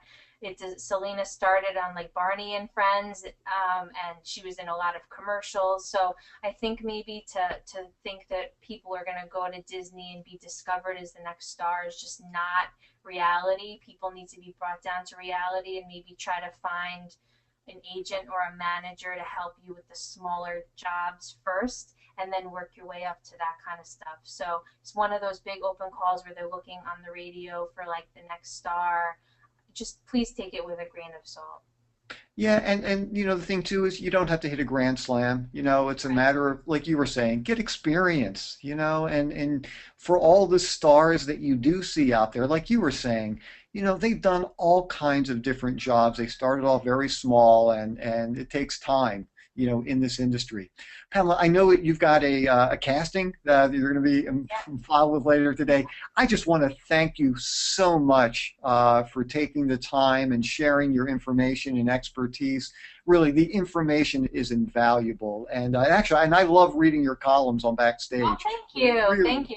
really good. Everybody should read them. I think, it's very, a lot of those are written by actors and managers, but it's really nice to be heard from an agent as well because, again, we're on the front lines. We're the ones doing most of the stuff. So if you could check it out, the whole series of Backstage Experts is really amazing. So you'll get some nice, stuff on that. So it's backstage.com. Great. Well, thank you Cool. so Thank you, much. Really Aaron. appreciate it. Thanks, Joel. Yeah. Bye-bye. Bye. So May, first of Yes. all, just to let everybody know, first of all, welcome to the Thank event. you very much. Glad to be And here. It's coming to us from LA, and so I Yes. know it's still a little bit early for you. I really appreciate you getting up. Oh, no and problem. doing Glad to this. be here.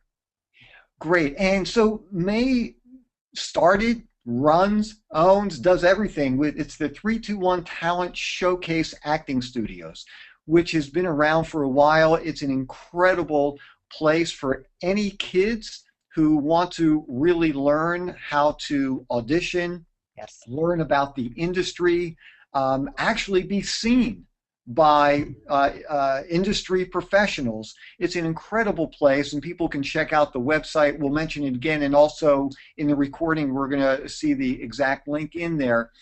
And so basically, one of the things that I always hear from parents, they'll talk about, kids just, being naturals in the business, and do they really need to take classes? So love to have you talk about the need for taking classes, and well, it'd be silly to say, do you really think it's necessary? Of course you think it's necessary. Tell us why. Yes. Okay. Yeah. Again, hi there. I'm Miss May Ross from 321 Acting Studios. That's the more new title of our company, 321 okay. Acting Studios. That's okay. And we're in Los Angeles, and we do train children, teens, and young adults for TV and film acting roles. And it's very important that your child get training. Imagine if you had, your child who may be a dancer and she stops going to classes. Well, she's certainly not going to be able to pull off her double turn on her competition. So acting for TV and film and to work professionally is truly a profession, and it's a craft, and you have to learn it just like violin or piano. And what ages do you begin working with kids? We are now starting we have some 3.5-year-olds. We're finding some 3.5-year-olds who can actually take direction and look into the camera. But our website says 4 years to about 27. So we are working on the youth side. So if somebody's maybe 25 that can still play high school, that's fantastic. Now, for the 3.5-year-olds, Yes, love them. How much dialogue are they going to be expected to be able to say? Well, what is so much fun, first of all, I love the little ones. They are just my favorite. They're so sweet and look at me and say, Miss May, you look like a princess in that dress. So, of course, I love them. The little ones don't have to read because we're going to teach them the lines. We're going to give a line to them, have them repeat back. It's absolutely amazing. Remember, we are taking the 3.5-year-olds that are above average in terms of their development and their ability to repeat and to listen and to focus and to concentrate. So that's why we're taking a few of those 3.5-year-olds. And so basically what happens is they will get the sides or the copy, which are the words to the commercial, sent to them through either their manager. No. They come to class, and the teacher. We have such fabulous expert teachers here that they know how to work with that age group, and they will just tell the little kid, okay, where'd you put my shoes? That's the line, right? And the other kid goes, I didn't take them. Where'd you put my shoes? So it's just fun stuff that we do here. We have a great time, and everything is very positive and very up and very nurturing. So with the nurturing approach that we have here at 321 Acting Studios, we can work with all different age groups, and with expert instructors that love kids, it's just a win-win. And so do you actually do specific things like teaching kids how to slate on camera? Oh, yes. We're going to be teaching them the on-camera techniques. And the on-camera techniques, of course, are the slating on camera, which that means you say your name. Hi there, I'm J. Jill, and I'm 4 years old. And then we'll ask them, well, what kind of things do you like to do? And they'll say, I like to swim, I like to do ballet, and I like to wrestle with my little brother. So those are the kind of things we like to get. We like to bring their personality up. So slating, yeah. I was just going to jump in because when I'm doing workshops, I will actually spend some time just talking about slating to the camera, because a lot of people really don't understand the importance of doing a great slate, how effective that can be, and how you can actually lose the interest of the casting director or the director who's ever in the room if you slate poorly. So I'd be curious if you would just maybe mention a couple of things that you would, recommend that people do during a slate that will be really positive things to do to help grab people's attention. Mm-hmm. Well, first of all, I teach them to separate their first and last name, so they take a little breath between their first name, because some of the names are very hard to understand. So, hi, I'm Jill Smith, right? So that the casting director really hears it. And then I tell them to pretend, this is kind of a secret now, Aaron, here we go. This is what I like to tell them. I like them to say that, pretend that you're introducing yourself to somebody that you really want to meet. It could be a Justin Bieber, it could be Selena Gomez, so that they brighten up. And if they end up talking about activities that they like to do, like they like to swim, or they talk about their pets, something about talking about their pets really gets them smiling and gets that bubble, that fabulous light goes on when they talk about their animals and talk about activities they love to do. And we know, Aaron, that the casting director and the clients are just, they want to get to know that talent, that actor better, and that's what the slate is for. And it is a first impression, so the first impression has to be a great, good impression so that they do get a second chance, as you know. Yeah, and what's funny, for whatever reason, I find that a lot of people seem to naturally slate with their name as a question mark. So yes. It might be, oh, hi, I'm Aaron Marcus. And I always want to think, well, wait a minute. Are you sure, or are you? Yeah, right. What? Sure? Yeah. Right. So you want to make sure that, and I really like your idea of making sure that the first and last name are separated in a way so that it's very clear, but also say it in a way, like you were saying, that you're introducing yourself to somebody, and that way they get a chance to see who you are as a person, right? Which is really, really important. Yeah. And so then you're also saying that it's also something that you work with kids, is to really get them to open up. Just like with what Pamela was saying, when she's interviewing someone as a potential client, she doesn't want to hear a one-word answer from somebody. Right. Do you have a pet? Yes. Well, that's right. not showing a whole lot of personality. So those are some of the things that you also really work with kids, to really get them to be able to improvise a little bit and really show some personality. That's what we do. We work on the personality slate here at 321 Acting Studios in Los Angeles, and wanting to piggyback your topic today, which is for Disney. And Disney auditions, really, you want to be bigger. The bigger the better, actually. We do now have Brittany Ross, who is a Disney starlet on our staff. She teaches here at 321, and you can look her. She plays she plays Candace in Disney Pair of Kings, and she's also reoccurring as Courtney on ABC's The Middle. And I was talking to her yesterday, and she said with Disney, everything is very important. Like somebody didn't order the pizza. And so that's very dramatic and very important. So the stakes are very high in Disney. So if people out there, if you are going to be doing a self-tape, a self-audition to Disney, and you have a local agent maybe in Texas or wherever you're from, you want to make sure that your child really has sort of a larger-than-life personality on the actual audition tape. Disney likes that. However, you're also, I guess, implying that if you're auditioning for a film, then you really need to bring things down a lot Absolutely. more and not necessarily be over the top. No, you really don't want to be over the top. I maintain that if you're a little over the top for children, it's okay, because the director can see that he has a child, he has a teen, he has a young adult he can work with, and they can always take them down. So yeah, for a dramatic scene, you don't want to be over the top, of course. But then again, what does over the top mean? I mean, over the top in a dramatic scene might mean that you're going to be crying. So, but I do think that for Disney, it's like Broadway theater, like straight Broadway theater filmed, multi-camera. Basically, sitcoms are very much like that.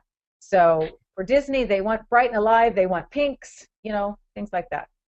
And do you find that sometimes when kids come to you to study, that you have to undo certain habits that they might have gotten from parents who like to overcoach their kids? And, if they're doing a commercial and something that they love, they really don't need to necessarily pound their heart 20 times to show that Yeah, they they love go, it. it has 3 cheeses. Doritos has 3 cheeses. That's a little too histrionic, and it was a big house. They're so cute. I don't look.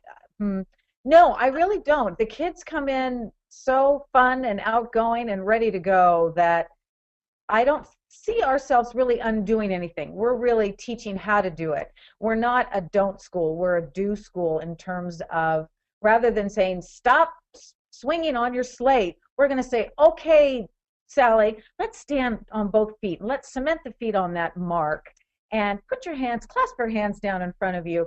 Let's try it again and try not to move. So we're a very nurturing, positive school, and the kids are great. I just love kids. And so how does it work when you have say an 8-year-old kid and he's going to be reading for a dramatic role for Yes, a feature film? sure. How in the world do you sit down and work with an 8-year-old? Oh my. Well, coming from the standpoint of never underestimating any children, we will talk to them about something that maybe happened that was sad to them. We'll do a little method acting. They're very very sharp. You'd be surprised. Remember, they're little actors now, so they're already little sponges out there. They're already in tune. And so we will sit them down and we will talk to them. Gee, this requires you to be sad in this moment. So can you think of something that's made you sad?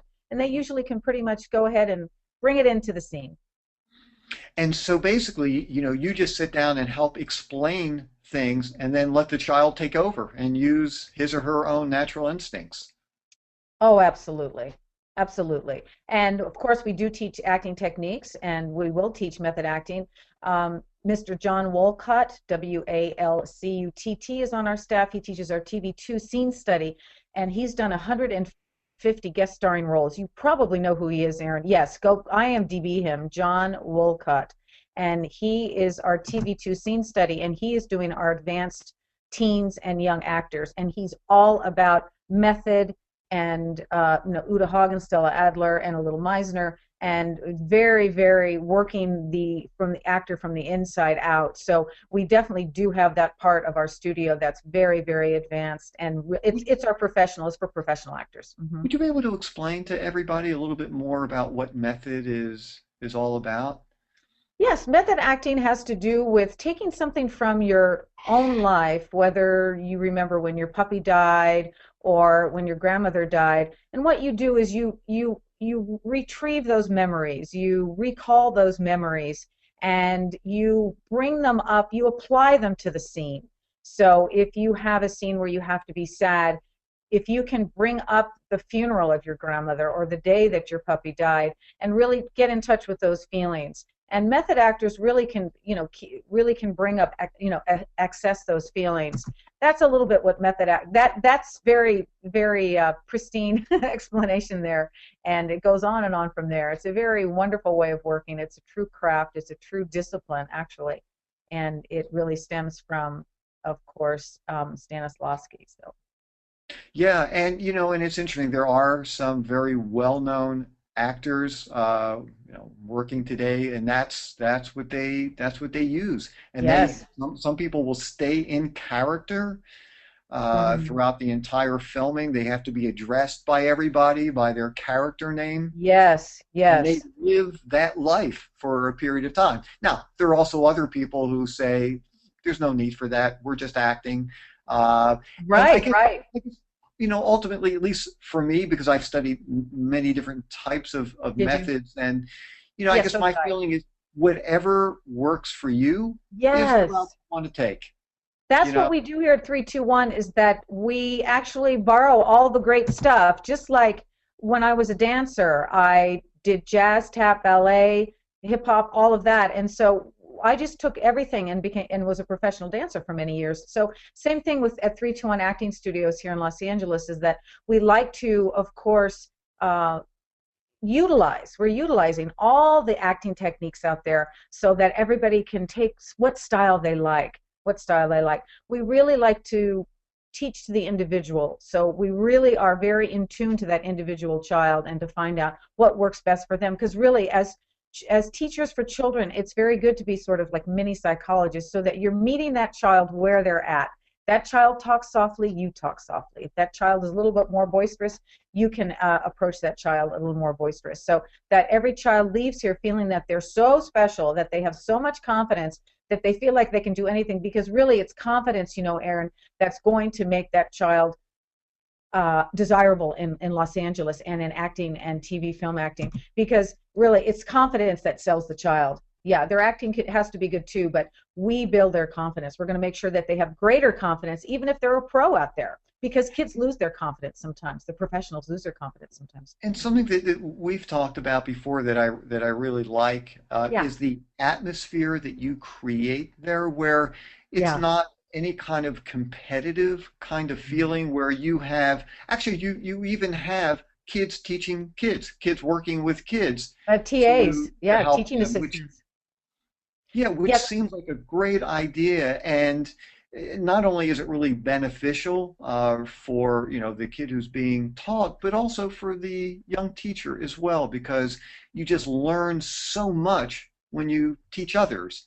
And it seems like you've created this environment where people are very comfortable, people feel very safe. And to me, because I've been in enough acting classes, there have been some classes where I felt like it was cutthroat, and I thought, this is not a good place for me to be. Everybody feels like they're trying to impress the teacher, and they're trying to impress everybody else. It's a very, very tough, and it's not a good way to try to learn. So I really love your philosophy and the way that you go about doing it. Oh, thank you so much. What a nice compliment, Erin. I really appreciate that. Yeah, people say that we really are fun and comfortable and nurturing, and everybody's so welcoming, and the kids just get along. And no, we don't have a competitive atmosphere at all. Although, we do have a talent showcase where the agents do come and see these kids. Last time, September 7th, we had 27 children, teens, and young adults participate in our Showcase in Acting Career program, which gets them ready for show business. And we had 20 callbacks out of 27. That is really, it's insane. It's amazing. It's unprecedented. 20 callbacks of 27 kids. So we really do get those kids started, but how we get them started is we work with the confidence first. And well, looks like we just lost your video there for 1 second. There you go. Now you're back. Okay. And one of the things too that I always share with parents that I think is really important is that doing this kind of work, it has to be something that the kids really want to do. And the other thing on top of that is, whether you think that your child is going to become a professional full-time actor, in many ways it doesn't even matter, because what seems to matter the most is those kids are going to be learning lifelong skills. Absolutely. That will be invaluable. It's kind of like for kids, who might be on a travel soccer team or baseball team. Well, the chances of them getting a college scholarship, making their living in that particular sport, probably is pretty slim. But some of the lessons that they've learned will be incredible for them. And so for young kids to learn how to talk to adults, how to look people in the eye, how to have confidence, like what you're talking about. I mean, those are just a few of the skills that those kids will learn that they'll be able to use in so many different aspects of their life, whether they decide to continue with acting or not. Absolutely. Absolutely, Erin. Couldn't agree with you more. We're building confident children that have self-worth at our studio. The kids really, they love who they are. It doesn't matter what shape, what size, what background, it doesn't matter, because what we're doing is we're instilling that really unshakable confidence, and that they feel special. We make them feel so special. And if you feel special, you really can pretty much tackle everything. Remember, they're learning acting requires concentration, listening, uh, taking direction, focus, all those wonderful things that they're going to do better in school. They're going to get better grades by taking acting classes. They're going to, like you said, Aaron, know how to present themselves and to greet the world and to be able to function out there as a very positive individual. And of course, with the bullying thing, they're going to be less bullied. I had more than one of our children have said, Miss May, I'm not bullied anymore. So that is really, that's just icing on the cake for me. I love that. So let me just mention, for anybody who is thinking about moving to LA, or if anybody is in the LA market, they have kids that they want to really help train and get them ready for the acting world, whether it's for theater, whether it's for TV, whether it's for commercials, for film. What is your website? How do they get in touch with you to learn more about the school? Yes, we would love to have you here, and our website is www. Of course, the number's 321actingstudios.com. 321actingstudios.com. We're here in Los Angeles. We also have a few things for those of you that are out of town, so you can check our site on that. We also have a wonderful teaching site. I don't know if you know about this, Aaron, but we have a teaching site that is full of free acting videos and modeling videos and all kinds of things, and that's tophollywoodactingcoach.com. tophollywoodactingcoach.com, and you'll get to see all our wonderful teachers and our students, and we also have what kids are working and who has booked what and everything. And then check out our Facebook too, 321 Acting Studios. Become a Facebook fan. We'd love to have you. It's all fun. Great. May, I want to thank you so much for sharing this information. Really, really appreciate it. Would you happen to have 1 minute in case we have a question that is geared specifically to you? Yeah, sure. Okay. Joel, is there... there's David's follow-up question, kind of what we talked about earlier. He just kind of wrote in. You want me to go ahead and go there? And then I've also got one here from Lisa. So David just says, thank you, Aaron, Pamela, and May. Yes, my son would be going to another Disney Open Call audition. I thought it would be a good experience to be exposed again since they were interested before. Appreciate your advice. Absolutely go. Yeah, I mean, my thought is the worst thing they can do is, look at the audition and say, nah, really, still not interested. But that's okay too, because, and like I was talking to Pamela about, it's about getting the experience. It's about, going in there, trying out things, and who knows, maybe, David's child will be very different this time around after having done it once. And maybe there's something new that they are looking for that they weren't looking for when she initially auditioned back in July. Yes. I'm sorry, Joel. Did you think there was one other question? Callie wrote something in, or Khalil wrote something in just about acting in Pennsylvania, and I think you could probably answer that, Aaron, afterward, because you have a lot of remote, experience getting work in other cities. There's another question about from Lisa. My daughter wants to know, what should she wear to an audition or headshot, style, color, and should she wear the same outfit in her headshots, professional headshots? Again, that might not be specific for May, but I thought I'd ask it anyway right now. I can answer that in a second. Right. Yes. Okay. Coming from a fashion background, since I modeled for many years. For headshots, you want to keep with bright colors, and you want to stay away from heavy prints. So no checks, no stripes, no big flowers, because you want the viewer who's viewing your headshot, we want to go right to your face. And if you're wearing busy prints, kind of like this, what happens is that you can cut that out. Okay, so we want our eye to go to your face. So because of that, we need to see bright colors, simple patterns, non-contrasting, non-heavy contrasting patterns, and you should do fine. Great. Hey, May, I just want to thank you so much. Really appreciate it. Whoops. And, sorry, I got off somehow. Sorry.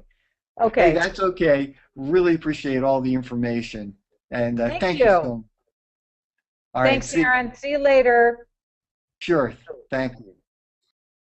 Oh, actually, hey Joel, I'm sorry. I just wanted to jump in there for one more second. About the headshot question and what to wear. I'm assuming that meant at an audition. Yeah, I do agree with me. Absolutely. You know, you don't want anything that's going to distract people, you know, from looking at you.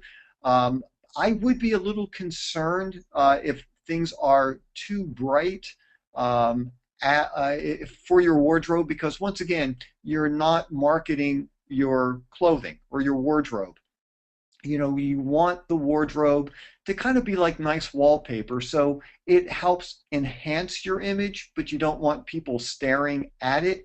And for the audition itself, know who you're auditioning for, what's the character like. And, I like to try to dress the part. Um, some people have different philosophies. I was at an audition for a television show in New York a couple of weeks ago, and it was for a doctor role. And I mean, I didn't go in with a lab coat. I didn't think that would be all that appropriate, because in New York, at least, because casting directors know what doctors look like. They don't need to have you wear a lab coat. You can always bring one and ask the casting director if it's okay to put one on. But I wore a suit. But there was somebody who was wearing a t-shirt and shorts and flip-flops. And who knows? They might have looked the part. I guess the best way to answer that is don't dress inappropriately. Don't wear something that is just going to really not enhance the image at all. Now, for instance, with this guy, who was wearing flip-flops and shorts, once again, in major markets, sometimes that's more of a statement of, I'm such a good actor, I really don't even care. And, some people can get away with that. Personally, I do like to try to at least dress the part, but with the headshots, you do have to be very careful. You don't want people looking at anything other than looking at you. So I'm sorry, Joel, you had another question that was up about working in Pennsylvania, or somebody from Pennsylvania.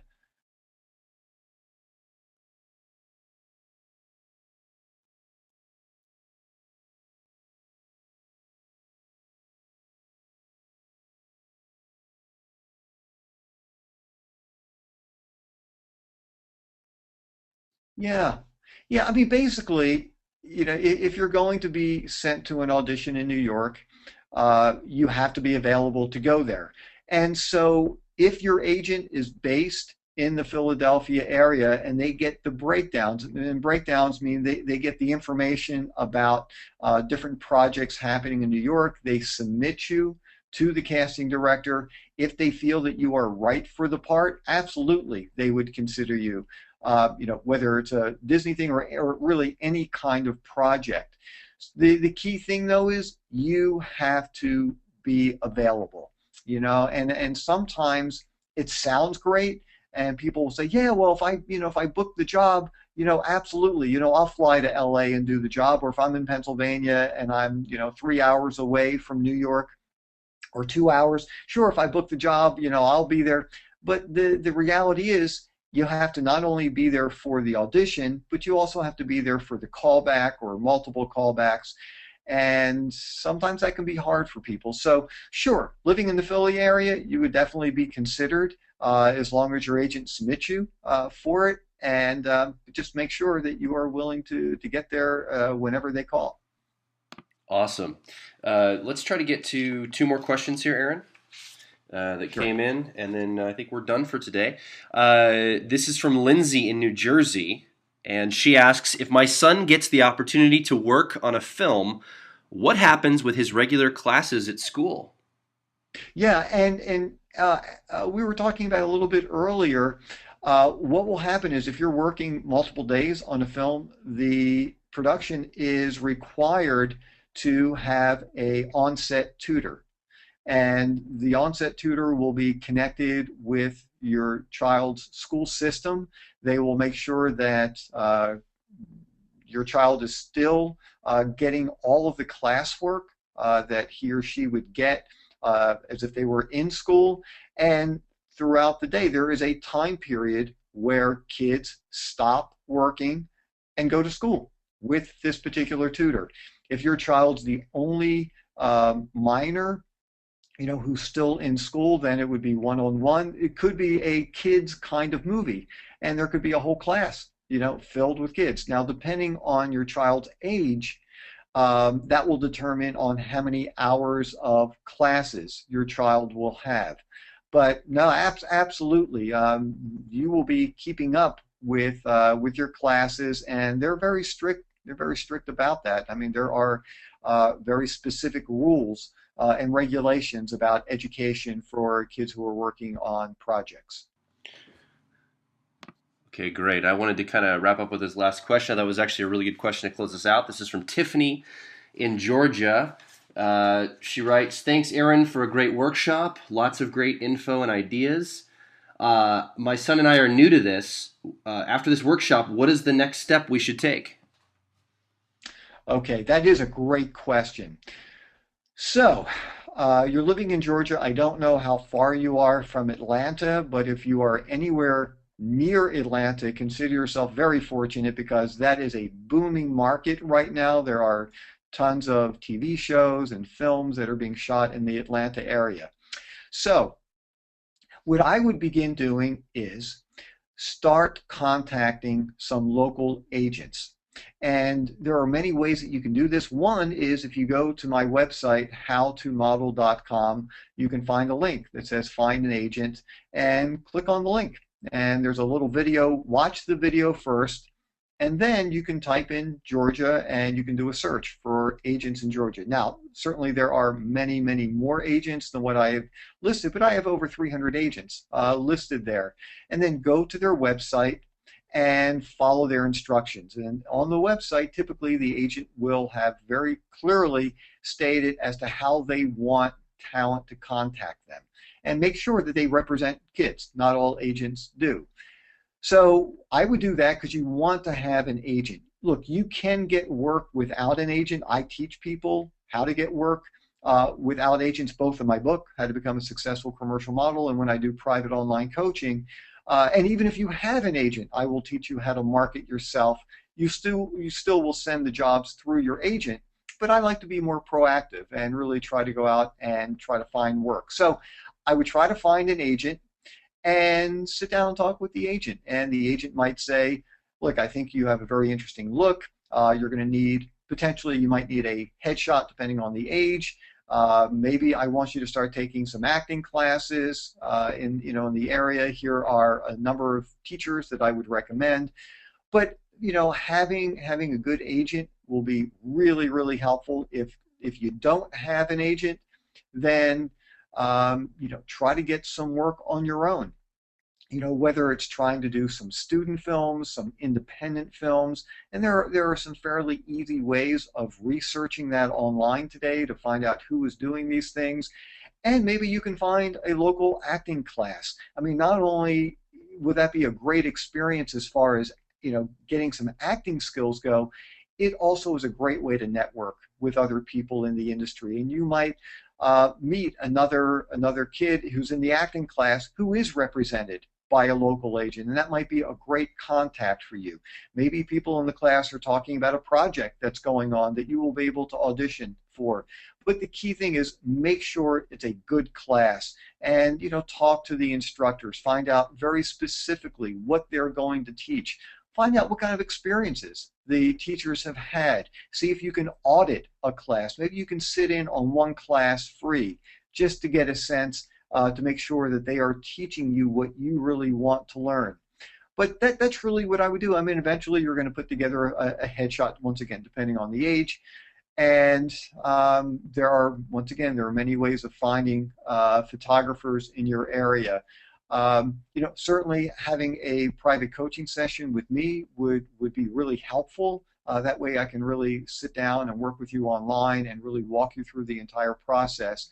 But those are the things that I would be thinking of, finding an agent, finding classes in the area, and that really will help jumpstart things for you and put you in the right direction. And you'll learn more about the industry when you are dealing with really good industry professionals. So that's what I would do. All right. Well, thank you, Aaron, for another great workshop and all the guests that came on today. If you would like to check out our Facebook page, it's facebook.com/howtomodel, facebook.com/howtomodel. There is a growing community of other actors and other professionals in the industry that are coming on there all the time and having interaction and posting information. And Aaron is on there daily. If there's questions you have, feel free to type those in right on that Facebook page, and he's on there all day long, checking it and updating and things off and on during the day. So a great place to interact with Aaron as well. Also, head over to our website, Aaron's website, howtomodel.com. And while you're there, you can get a copy of Aaron's book. You can learn more about his Tear Sheet newsletter. You can see all the different online programs and workshops that he offers, both recorded and ones coming up, and also the in-person workshops. So all the schedules and information is on that website, as well as one-on-one coaching. Aaron mentioned a little bit briefly. I just want to call out about that again. He's got some time, a little time each month. Obviously, as a professional actor and model, he's out working and auditioning and attending go-sees, but he carves out some time each month to work with people one-on-one via the internet online, where he can take your resume, your headshot, your specific career, your specific market, and help custom tailor information and coaching specifically for you. And it's been a great resource for many actors and models that have taken him up on this. Again, the space is very limited. It's a very limited program, but he does offer that if you're interested. Send him an email, let him know you were here on this workshop, and in the subject line just put one-on-one coaching so you get to the top of the list. You don't get put on a waiting list or anything like that, and he can follow up with you more information about that. Aaron, once again, thanks for a great workshop. Again, we'll see everybody over at the Facebook page, and we can't wait for all of you to join us for the next workshop coming up real soon. So have a great day, everyone.